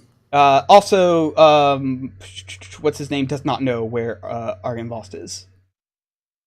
Okay. After End is done with his thing, Bellatrix is going to open this door on the lower floor. Those doors probably lead to these. No, little they're not towers doors. here. They're not doors. List A. Well, I'm just... that was disappointing. Is it the same thing on Okay, over down here in the lower left? I'm so busy trying to keep track of like 8 different people at the same time, guys. So where even is? Like, I don't see where you guys are. Except okay, you guys are still okay. You three are still up there. You three are still up there. Okay. Except me, who's found this cool crossbow. Oh, speaking of cool crossbow, I need to get back to the pages where they describe that shit, because that is actually a thing that they have a description for. Getting your money's worth. An ancient ballista, rotted by time and weather, stands behind the battlements of this rooftop. Is that the description? Yep, that's the description. That's it. There you go. Fun. Okay, well, to avoid this being a wasted trip to the bottom of the tower, I'm going to take a sneaky peek at this dragon here. All right. When you get up to it, it recites it like a magic mouth appears and recites that riddle that the Were Raven gave you. That was a waste of the raven's time. There's A pair also of human this. lips on the front of this dragon. Human lips. There's also the lower left portion of the roof. If you want to check that out. I mean, let's All right. assume I was able to see it as I was walking around, because I'm not going to drag my pog around. All right. I mean, there's really nothing on to do on the roof, honestly, except for go up the tower and find that cool puzzle. Bellatrix. Oh, geez, there's a ton of stuff here. Okay. This room is a haven for dust and cobwebs. 3 narrow windows allow slivers of light to illuminate bare oak shelves along the walls, and a torn padded chair lying on its side near a cavernous hearth. A picture above the mantel has been slashed, its lower half dangling down below the frame like a torn piece of flesh. An iron door set into the south corner west of the wall hangs open on one hinge. Kalon, DM, question. Yes. Could I use my thinking brain meats to sort of suss out where the window I saw Argynvost would be? Bellatrix has opened up that door, actually. You're right in front of it. You can use your thinking brain meats like that. Yep, hey, this is about where the door is. Hey, it's time to mend that picture. Oh, yeah, I can also do that. Can we double mend it? Yeah, mend it with your good buddy Erasmus. Trying to figure out what the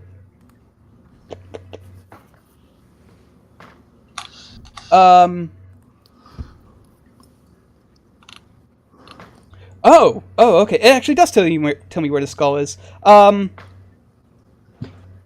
Oh, hey! Actually, that is exactly what you were supposed to do. That was the puzzle. That was it. What? The Repair beacon in the painting? the beacon in the puzzle. the beacon in the picture flashes with a brilliant silver light, and the spectral form of a huge silver dragon fills the room. My skull lies in the fortress of my enemy. It says, displayed in a place of ill omen. Return my skull to its rightful crypt, and my spirit will shine here forever, bringing hope to this dark land. With that, the dragon's apparition fades away. So it does tell me, because it's not anywhere in here. Okay. Okay, so it's over in Strahd's little castle. Yeah, it's over in Castle Why Ravenloft. is everything in Strahd's castle? I don't know. Because he's a hoarder. He has a mental illness. Let's not be too harsh on him. Roll for diagnosis. I go and say to that guy, so we figured out how to light the beacon, but in order to do so, we're going to need, one of us found the sun sword, that's great, I need some treasure. I have no treasure for you here. Have you not detected the theme that this place is basically empty? Actually, when you guys, wait, oh my god, okay. Yeah, you guys just blew through that entire puzzle. Where like, hey, we found a slash. We found a slash. They give you all sorts of hints to like, hey, maybe you should try fixing the picture. Hey, maybe you should try fixing the picture. And you just go like, hey, let's just. It was time for Erasmus to do something. He's an end all this time. So when you're looking in the bookshelves, all the books are gone except for one volume. It lies on the floor behind the overturned chair. Is titled The Oath Celestial. That's a thing for our cleric. Yeah, sure, I guess. What do you make of it? Pass that shit over to Erasmus. What does Erasmus make of it? As he leafs through it, kind of carefully because the book's sort of falling apart, is a devotional text for knights from a place called the Holy Empire of Valentia. So it's basically a holy Bible for these guys.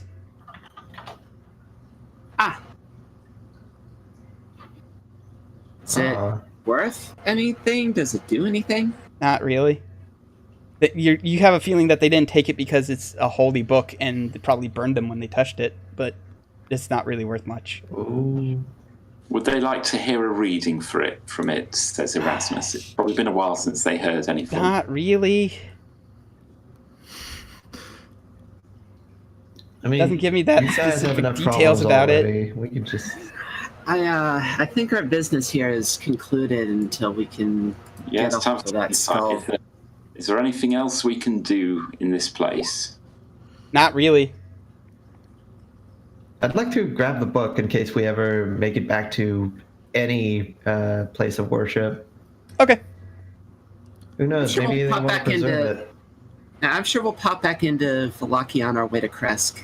Oh, we need to pop back into Valaki because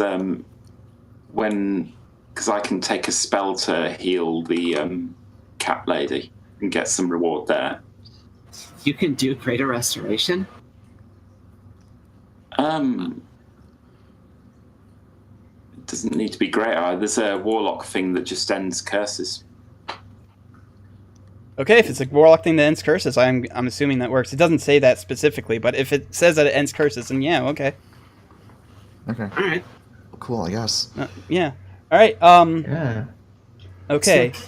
So Aiden, after we'll say that like you guys leave and do a long rest someplace safe, and Aiden, when after you finish attuning to the sword, you sort of feel normal for a while, and then you hear something. You say, "I see. I finally have a new owner." Oh no. Do not worry. Our goals, I can tell, are already concurrent. I want to Blow 'em destroy. out. Do not worry, Aiden. I am not doing Beacon's voice. I wish I could, but I'm not going to. He goes, the sword goes, we have similar goals in mind. You wish to destroy the Devil Strahd. I wish to destroy the Devil Strahd. To this, I propose that I will work with you and bring you no harm. Okay. I'm gonna be. I'm gonna be wary of this because who knows what sort of magic might be in this sword, but Well, we were told that it's Sergei. We were told that. You were told it was Sergei's sword. No, somebody said that Sergei's soul is in the sword. Oh, Somebody okay. said that. yeah, basically, Okay. yeah. Yeah, it's that He's dude in it. threat to come and kill us if we fail to do something or did. Well, in that case, I'll stop being cheeky. The sword goes. You see, my brother killed me 400 years ago. I have been itching for some revenge, and to Okay. rid this land of his cursed influence. Mostly the revenge thing, but it's 2-for-1 deal. Yes. Hey, Aiden, you talking to the sword? Just a minute. Aiden, if there's weird things going on, you have to tell me. Everything's fine. You have to tell me. Look, everything's completely fine. I'm fine. We're fine. How are you? I'm curious about you talking to your new sword. Look, it's just your normal everyday sword chat. You gotta have a chat with your buddy, your sword. I mean, I know how that is.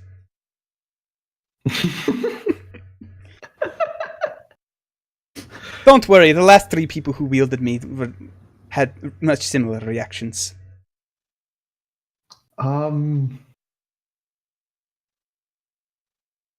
Hey Gertrude, there's a guy in there.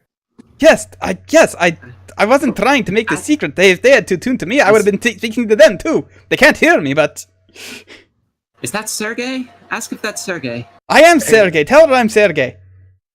Yes, that I want me is. to remove the curse from that sword because I can do Don't that. remove the. I'm not cursed. Just tell him not to disenchant me, because if he does, then I will lose all of the magic that will help end my brother's reign of terror. Look, we need this thing to stay this way so we can kill the vampire. Okay? I'm not on about removing the magic. I just want to remove the curse. No, I'm not cursed though. They are stuck together. You cannot do one without the other. Also, what's up, Sergei? Good to meet you. My name. Tell her I said hello. My name's Gertrude. I have crazy Feywild nonsense inside me, and we're gonna fuck up your brother's day. Tell him that's awesome. I'm from hell. Tell him that's awesome, but I'm going to. I'll roll with it. Okay. Yeah, the sword is into everything about this. Excellent. I do double thumbs up at the sword. If I still had thumbs, I'd be doing that back to her. I'm not exactly sure what that means, but you're all foreigners, so weird customs, I guess. Oh, okay. This is all very unorthodox. So unorthodox about the talking. Oh, I guess I see it now. Yeah, okay, yeah. I've been a sword for so long that I kind of forget these things. Anyway. Brother's kind of a dickbag, huh? Yeah. He's a real dick. I don't like You him. did not hear that. Yeah, he is kind of a dick. I say eyeing end. Is that sword? What's that sword saying about me? I'll destroy it. Damn it! Nothing. Look, it's fine. If that sword insults me again, I'm gonna blast it. Then we'll see who's Mr. Big Shot Sword, thinking he's so cool. You will not. Well, tell him not to insult me then, and I won't have to. He's not. Well, then why are you looking at me? Don't look I at me. wasn't. Look, just forget about it, okay? You get this one chance. Forget about it. Just don't worry about it. Well, All right. I won't worry. You're making me paranoid. Don't worry about it. You won't like me when I'm paranoid. I barely like you now. Womp womp. All right. So, I take it you guys are. That conversation's happening as you guys are leaving the Argynvost Halls. So we'll go back to the world map here. Yeah. Don't forget, I grabbed that pen. You grabbed. Oh yeah, the painting. Yep. Okay. Gonna sell that. Okay. So it's getting pretty late. So you guys only get about like halfway to Valaki, like right here. We're not- Are we going back to Valaki? I believe Well, we're you have to- going south. You have to. I thought you had to go to the. I thought you had to. I thought you were gonna go to the windmill after Valaki, after you were done this, and fuck up. I mean, I'd love to go to the windmill and get some pastries, but this seems like a more efficient route to go. No, fuck Okay. it. I want the pastries. I'm still addicted to pastries, canonically. Well, if we head south, we can get another one of the winery's magic pine cones, and then we can keep going south and get to the cave where the wizard might be. That's the route that I propose. I propose we go back to Valaki and see if Going there's south. any more equipment we can get first. We've got a lot of money, but not really bought a lot of anything.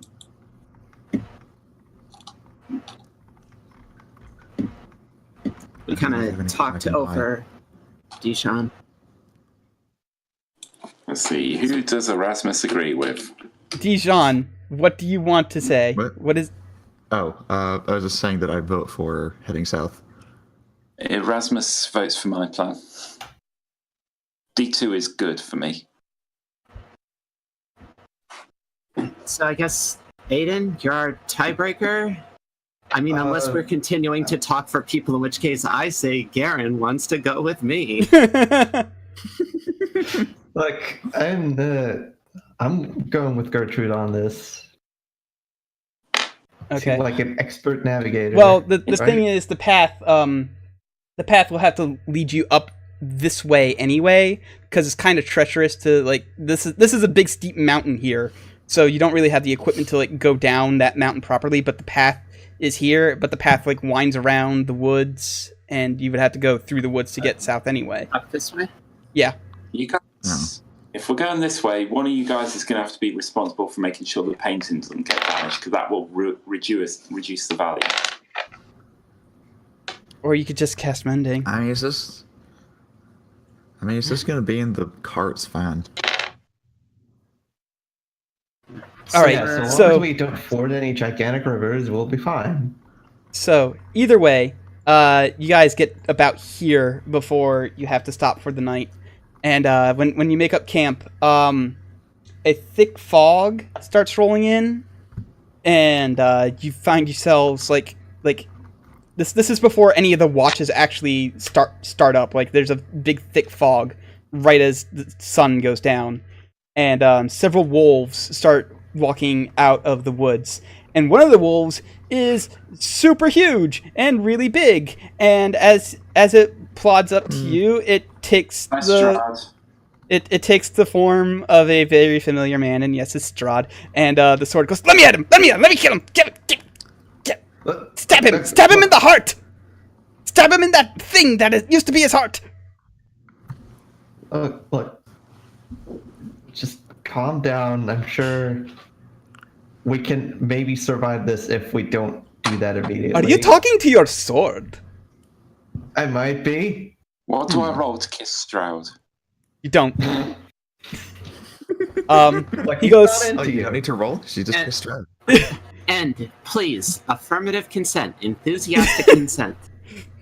So Strahd goes, guess what, everybody? It's time for another game. A different game this time. Do I Instead stab of... you in it?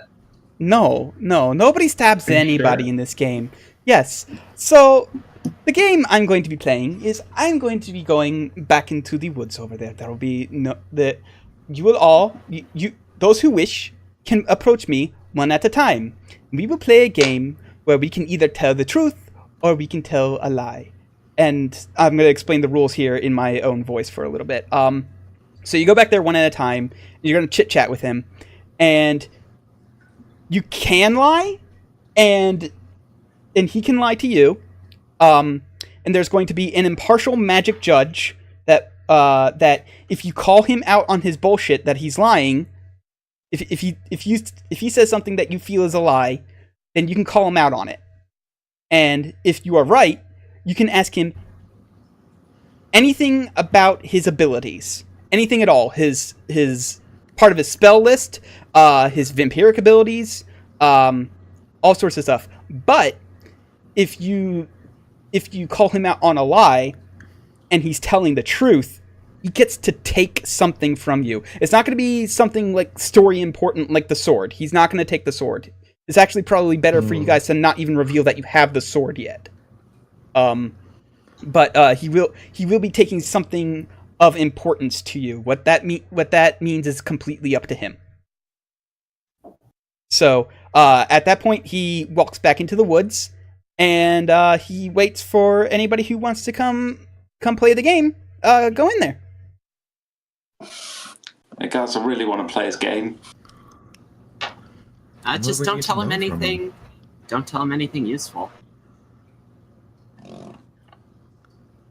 That's fine. I don't even remember much useful anyway. I mean, you just tell him you want to. Kiss him on the mouth. Yes, that. Yeah, go ahead. Their lie, Strahd. All right. Let's go. Go on then. So, you enter the woods, and there are two chairs facing each other, and a small wooden basically end table. And on that small wooden end table is a lamp glowing a sort of purplish color, and he invites you to sit down and says, if I call you out on a lie and the lamp turns red, then you are telling the truth. If it turns blue, you are telling a lie. And the same goes for me. For instance, this is not part of the game, but I wish to show you that that what I am saying is true. My name is Strahd von Zarovich. The light turn. No, he says that, and he goes, "Please call me out on my lie." No, I know that's your name. No, I am just trying to prove. Just say that is a lie. Okay, that's a lie. The light turns blue, so he was telling the truth. And now he says, my favorite color is pink. Call me out on my lie. You're a liar. It's actually red. And it turns red. And he goes, actually, my favorite color is sort of a dark purple. But that's beyond the point. I have proven that the magic judge is impartial. So, as we go, tell me, what is this about your quest? Why are you going all around my kingdom so much, as opposed to just coming to my castle?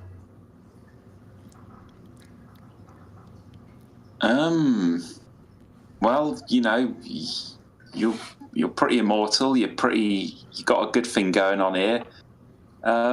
In order for us to take everything you have, we need to find things to, hurt you with. Because if we go to your castle now, you would destroy us. I mean, you've said yourself you're only letting us live so long because you find us funny. This is true. I do find you pretty funny. Yeah. I'd rather not die, is the thing. At least not yet. All right, he's not gonna claim that you're lying. He's pretty sure that you're telling the truth. So, you go ahead. You can go ahead and ask him something. See, the problem I got, Strahd, is everyone's finding ways to make themselves stronger except me. I've found basically nothing. Do you know anything in your kingdom that can make me more powerful? I don't care what the cost to myself is, I just want to become strong. Now, before I answer and you call me out on my lie, why should I even bother trying to tell the truth if you're just going to use this power to destroy me? I mean, I'm not particularly invested in destroying you myself, I just want treasure. Yeah. All right. He sits there and he thinks for a minute, and then he says, no, I do not believe I know anything that can bring you more power. You're a liar. Okay, yeah, the thing glows, whatever color I said glows when he's lying, and he goes, good on you. So what do you want to know about me? Some of my spells, or perhaps one of my abilities as a vampire?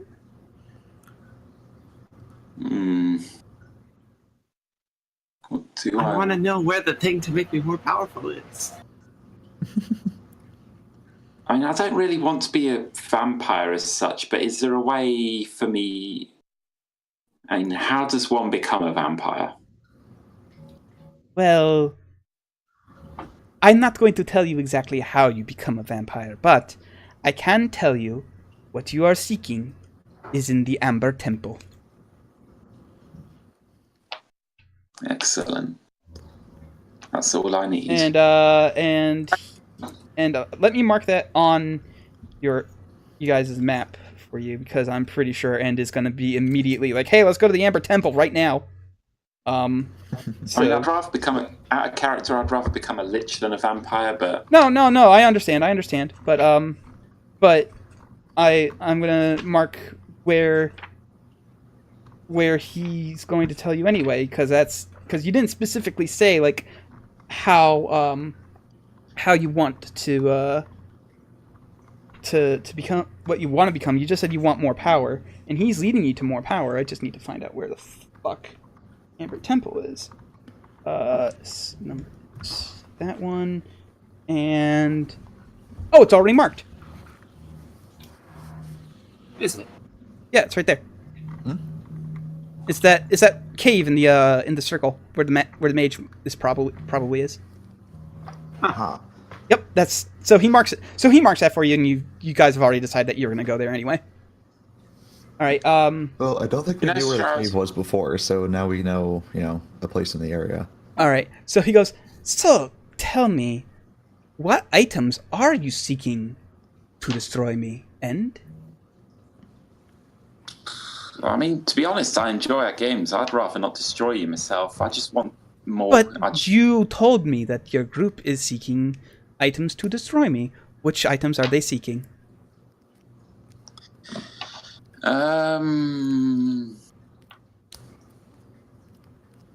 can't. Out of character, I can't remember other than the sun sword. The sword. You were seeking the sword, the book that you got already, and then the holy symbol in the church. A holy symbol it's specifically in his castle's church.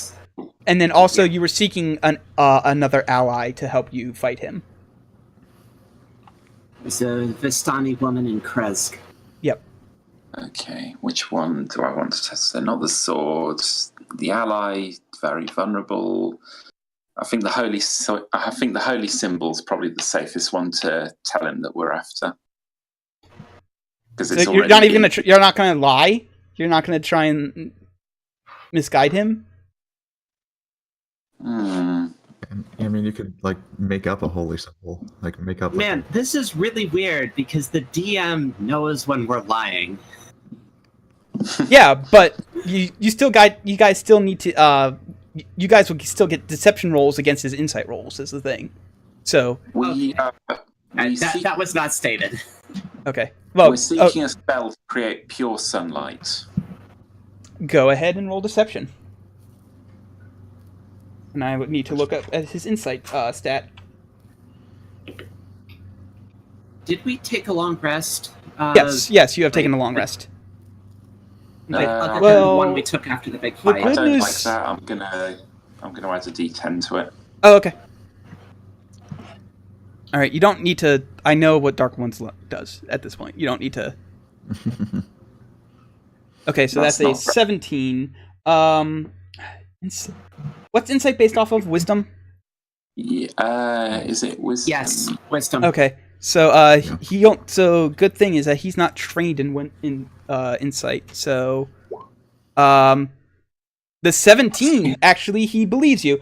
So he sits there for a really long time and thinks, and he goes, "All right, okay." He's not calling you out on your lie because he actually does believe you at this point. It took a while. It was a close thing, but all right. And then That's a real ass spell, by the way. yeah, I know. But which is why it probably took him a while to be like So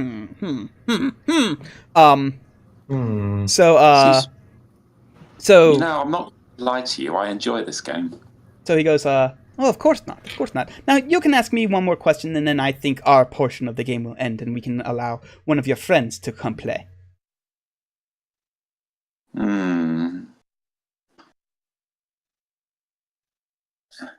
So vampires, you have the ability to drink blood, which we know of. You seem to be able to shapeshift, possibly as a spell, possibly as a vampiric ability. Tell me an ability of yours which I do not yet know. Ability of mine that you do not yet know. Well, I cannot cross running water. Now, in character, He's welcome. you need to roll history to know if that's you need to roll religion to know if that's true or not.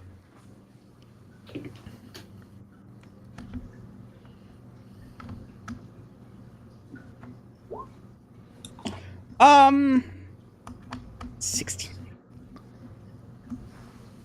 I will rule that that you've heard stories where that sounds familiar, but you don't know for certain because all those tales that you heard were like, they were also coupled with the fact that the vampires they also turn into children and trick their way inside places, and it's like all this and that, and it's like some of the tales were true, some of them are definitely not. So you've heard tales that that they can't cross running water before, but you're not entirely certain whether or not that is true. I mean, from his castle, it's going to have been very hard for him to get to us without crossing one of the rivers, which would be running water.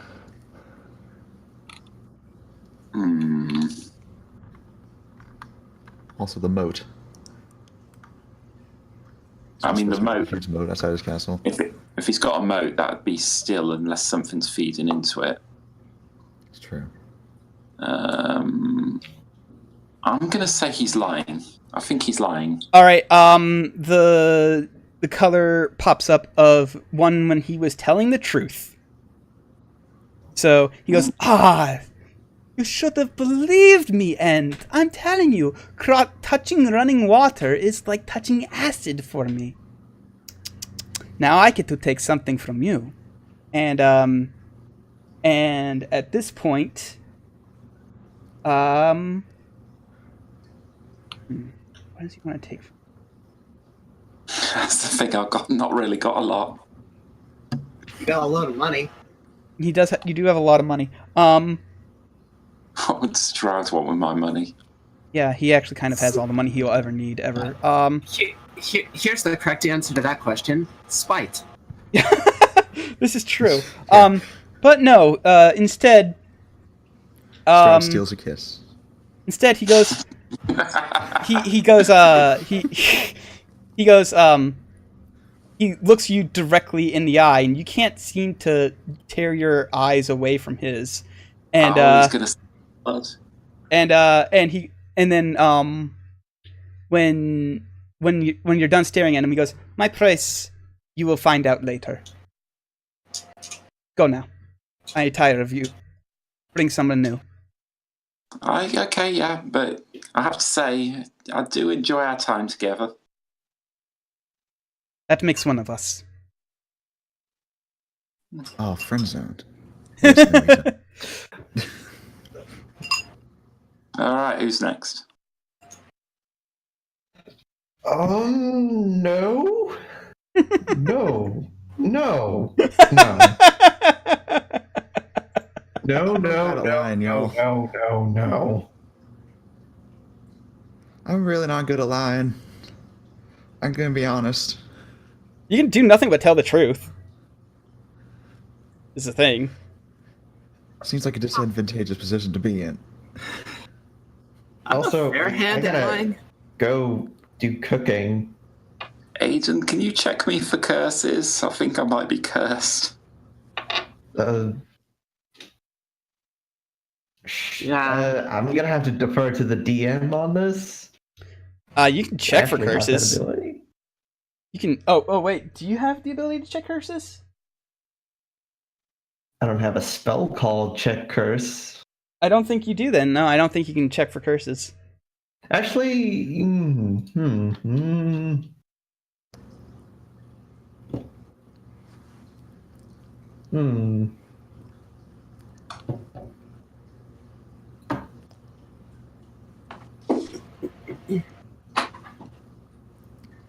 I have a. I have a question. All right.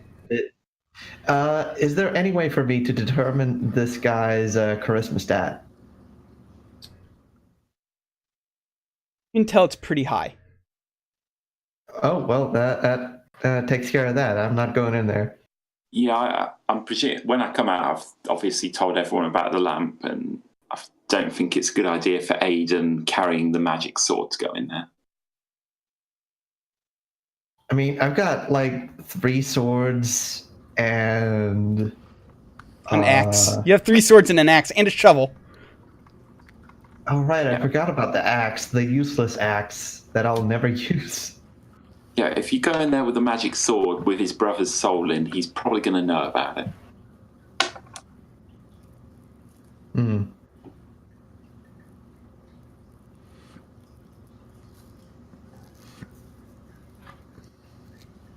Actually, at this point, the sword chimes in and he goes, "Hey, Aiden, he does not know that you have Yes? me.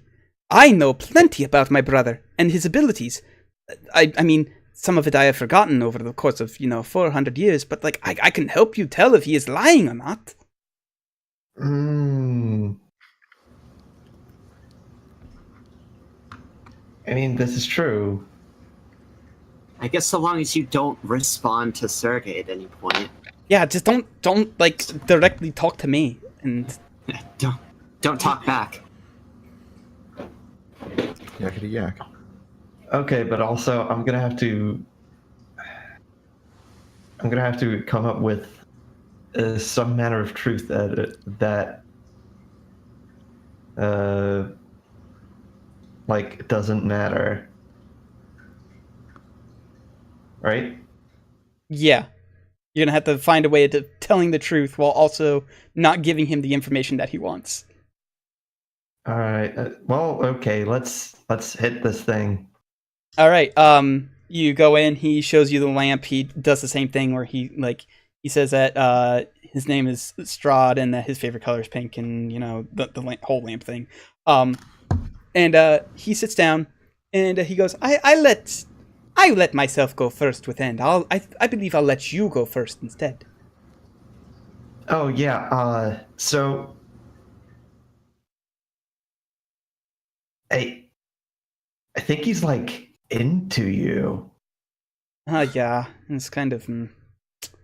I only have eyes for one, though. I'm Yeah, not like- actually into Strahd. Wait. I believe I don't know all if it's evidence points to the true, but- contrary.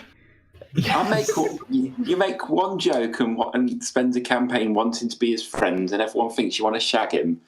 Grow up. Not like I like him or anything. Baka.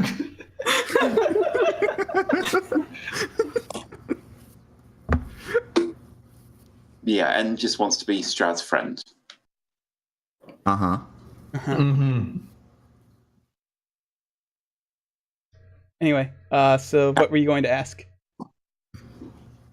Uh, let's see. Let's see. What do I want to ask?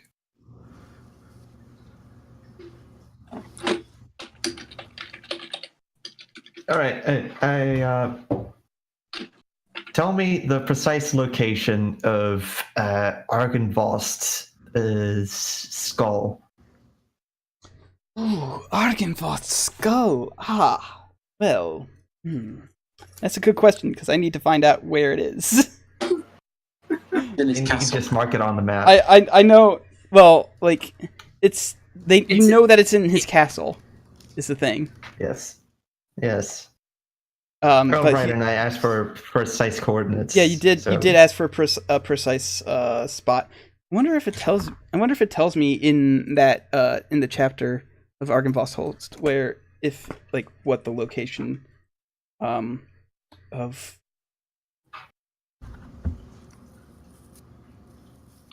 does not skull lies in the fortress of my enemy, displayed by in place of ill omen.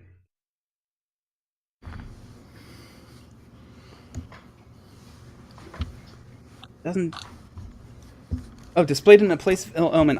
God, I have no idea where it is. I mean, we could just put this to a mechanical thing and say, Yeah. Okay. So, Strahd gives you an answer. Strahd gives you an answer. And after a while of thinking, because he needed time to remember who the fuck Argynvost was. It doesn't seem like it was like to him it was Tuesday sort of deal. But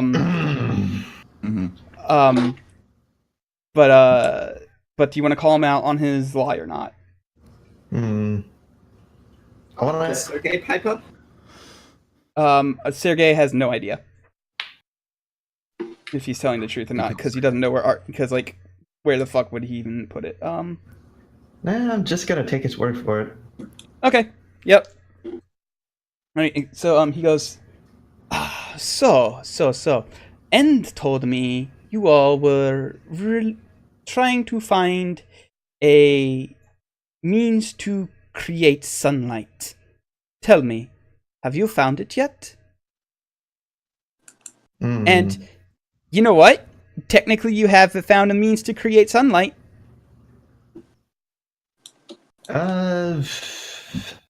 Keep in mind that he thinks it's a spell, so he wouldn't necessarily. Well, suspect he it doesn't for say sure. that. Well, actually, N did tell you that. So Yeah, and would have told us. I'm not that much of a dick. So you can say very plainly, like, no, we have not found a spell to create sunlight.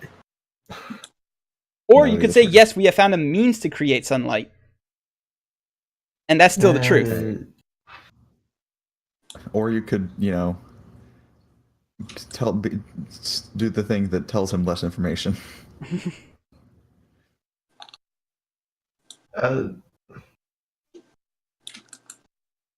You got a lot of see. options. I've got a lot of options, and I'm having a difficult time picking. And also, I'm on a pretty much a time limit. So, I'm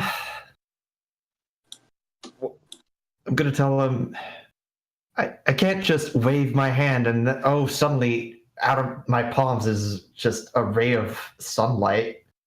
You're not the wizard. He goes. I'm not the thinks it's a spell. wizard. He You're not the goes. wizard. That's not what I was asking. I was asking if your party has found has found the spell to create sunlight. No, we don't have any such spell. He looks at you and he goes, "You are lying." And then the lamp transforms into that color that tells it you were telling the truth. And he's like, "Damn!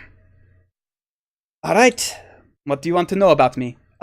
Spell. So you can ask about his spell list. You can ask about his vampiric abilities.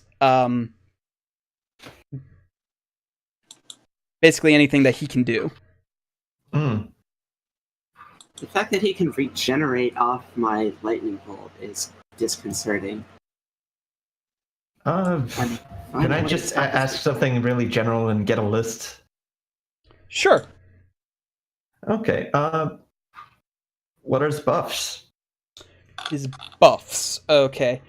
So you're asking about Exactly, some buffs, the of most his spells. Powerful spells. Yeah. Okay. Give me a second to find his entry in the back of the book here. His buffs. He's not going to give you the list of all of his buffs because that he's got a bunch of them, but he will give you roll 1d4.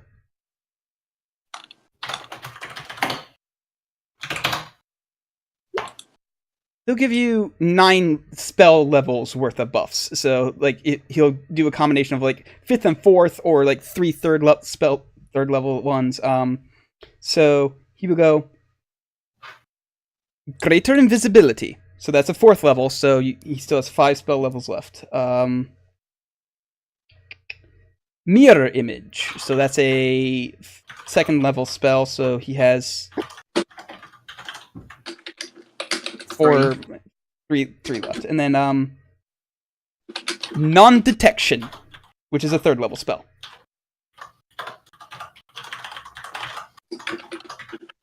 All right. So that was your I believe that was your No, that was his first question, and he called you out on a lie that you were telling the truth on. So all right. So he gets to. So it is your turn to ask a question. The second question. No, I'm good. All right. So if you don't ask the second question, he's like, "Then our game here is done. Come send somebody else if you wish to. If they wish to play." Okay, I go away and flip on the bird. A bat hits you in the face. I don't care. It was worth it. Okay. Anybody else want to do this? I kind of want to ask him about his regeneration. See if there's an effective way of stopping that. Okay. Can you actually, back that up? I'm a pretty good talker. Okay. All right. I talked us through Argenpost. Okay. You did. All right. So you go in. He explains the lamp rules. But hold on. Before I go, though, I establish a message spell with Aiden. Okay. So when you go in there, you actually feel the message spell cut off, and he goes, "Now, no cheating, no cheating." But come on, Strahd, you gotta cheat to win. I don't think so. If you have to cheat to win, it's not really winning, now is it? I don't think. When All right. you get to the end of your existence. So he gestures for you to sit. He explains the lamp, and he goes, your companion went first last time, so I am going to go first this time. And he asks you, who told you where to find these items to destroy me? God damn it, this question again. But this time you can lie. Right.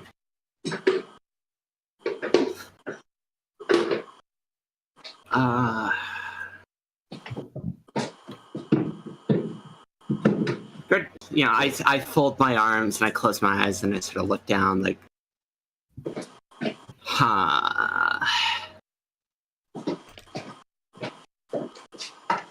Who do you want to throw under the bus as opposed to Madame Ava? Right. No. Is the question. I'm sorry. I'm trying to think around whatever that noise is in the background. Oh, okay. Um. Oh. Shit. God damn it. Their name. It was a ghost. It was some sort of ghost that like showed up when we first entered Barovia. I think it was a man. Yeah, it was a guy. Like came out of the woods. I don't think we got a name, but they like unrolled a ghostly scroll and had a bunch of information on there. Oh yeah, okay, I remember who you're talking about. All right, go ahead and roll deception. No, And he'll... that's me completely bullshitting. Oh, okay. Oh, yeah. Okay, go ahead and roll deception, and I'm gonna roll insight. Yeah. So you have to beat a 21. Oh, lovely. I'm gonna go radioactive for this one. Okay. 20. God damn it. He goes, "You are lying," and it changes to the color that it changes to, and he goes, "This is interesting. What do I want to take from you? What do I want to take from you?" And I got a lot of weird shit you can take. You do. But he's she going still to has that potion of invincibility. Yeah, actually. He goes, "Give me that potion, if you would so kindly. That iron-colored one." Yeah, no problem. He takes it and he stores it in his pocket for later. I'll have to remember that. I'll have to put that on his like character sheet or something. God damn it. Oh no! Oh no, he already has all those resistances. So instead of doing that, he just takes a look at it and he just crushes it and the container breaks and it just sort of spills all over the ground. Oh, that's kind of a waste. You could have demanded that I drink it now, since I don't think you plan to kill me right now. What a dick. It's more fun this way for me. Now, Yeah. you may ask your question. Okay. When we met at the Yester Hill, I hit you with my strongest spell, and you regenerated from it. How do I stop you from doing that? You don't. Oh, that's a 100% bullshit, my dude. Are you just calling it not I mean, I'll make a roll. Okay. But like Oh, I shouldn't be rolling that in advantage. Yeah, no, it's okay. 14, 18. You actually believe him, but if you still want to try and call him out on his bullshit, then yeah, I still call him out. And that sounds like a load. It's a very tense moment for you where you think he's telling the truth and you're calling him out on bullshit anyway, but eventually the lamp changes to the color of him bullshitting, and he goes, and let me see.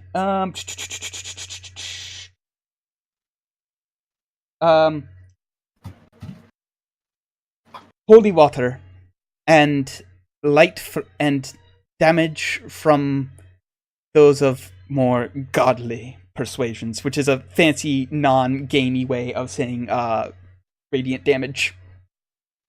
Will temporarily stop it. I'm gonna write that down. Yep. And he goes, and at this point, he goes, he's trying to think, and he goes, I know that one of the items was a spell to create sunlight that you need to stop me. And I can surmise that the other item that you needed to stop me was my book. Are there any more items that you need to stop me? Yes. He believes you. So like, if he's keeping tabs on us, he's gonna know that we're going to weird places. So that's, yeah. I feel like that's a gimme. Yeah. Well, I mean, like, he doesn't know that if, like, you could have been like, no, we're completely ready to go fight you now, but, I mean, that would have been bad move on your part. So yeah, telling the truth was Yeah. telling the obvious truth was probably for the best. And he's like, "All right, your turn." Oh, well, let's see. I've seen you turn into a wolf. What else can you turn into? Well, let me see what he can turn into.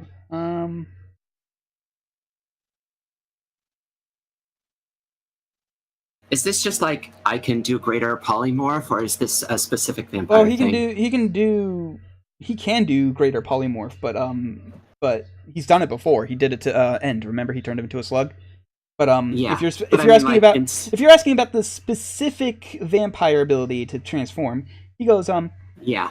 a bat, wolf, cloud of mist. Now the question is, I'm pretty sure out of character you know this. The question is, in character, Yeah. you need to roll a I've history. seen You a need lot- to roll a religion check to see if that is if you know for a fact. I have seen a Let's Play of Castlevania. It's a history, you said? No, it's religion. I apologize.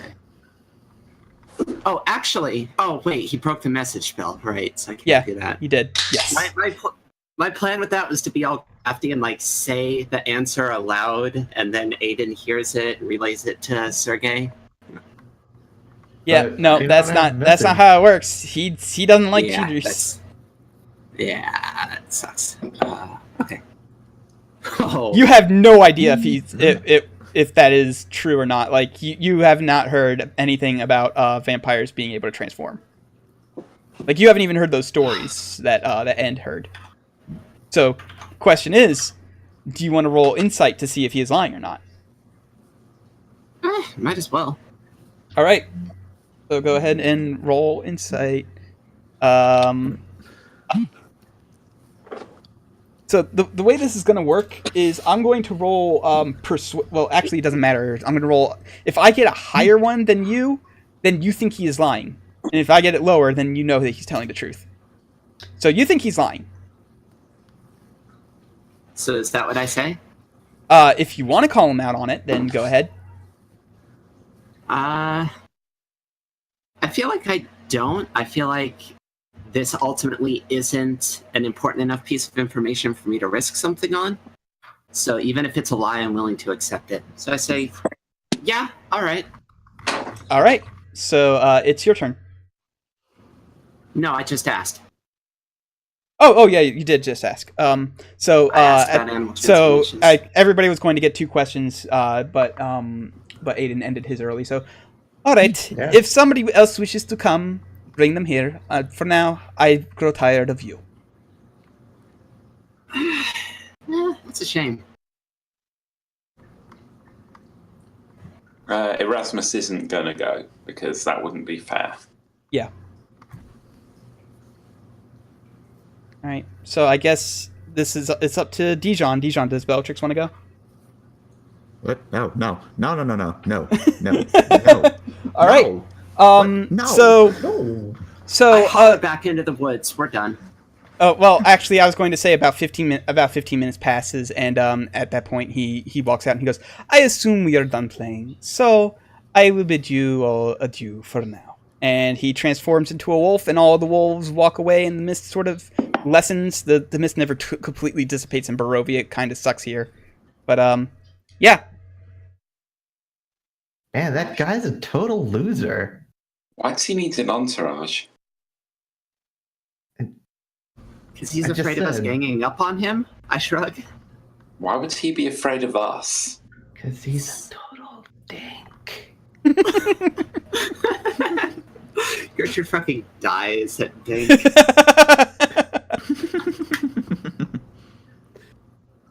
Hey guys, let's get going south. There's some great power for me there. All right, so we'll pick up next time because man, I ran over an hour late. It's a good thing that Yeah, and I gotta make a that pizza or Yes. 4 for Oh my my- nephew. Whoa! Anyway, thanks for watching, everybody. Me and Dijon will be back in just a little bit for some co-op Dark Souls. That's, Oh shit! those We are forgot the. to give a shout out to that one guy who keeps Oh disliking. every damn single it! That's video. right. Dang, we have to remember Yeah. to do that at the beginning next time. You But can shout out just to put you, it guy. at the beginning of your, I don't know, your Vegas. Did I give him a shout out for that at the beginning of the last thing we did? No, I we did didn't. at the end. Yeah, we did it at the end, unfortunately. But shout outs to you again, guy. You're the best. I love you. I want to kiss you. I want to marry you and have your children. All right, I'm gonna go grocery shopping. So bye. Bye. Bye. Bye. Bye.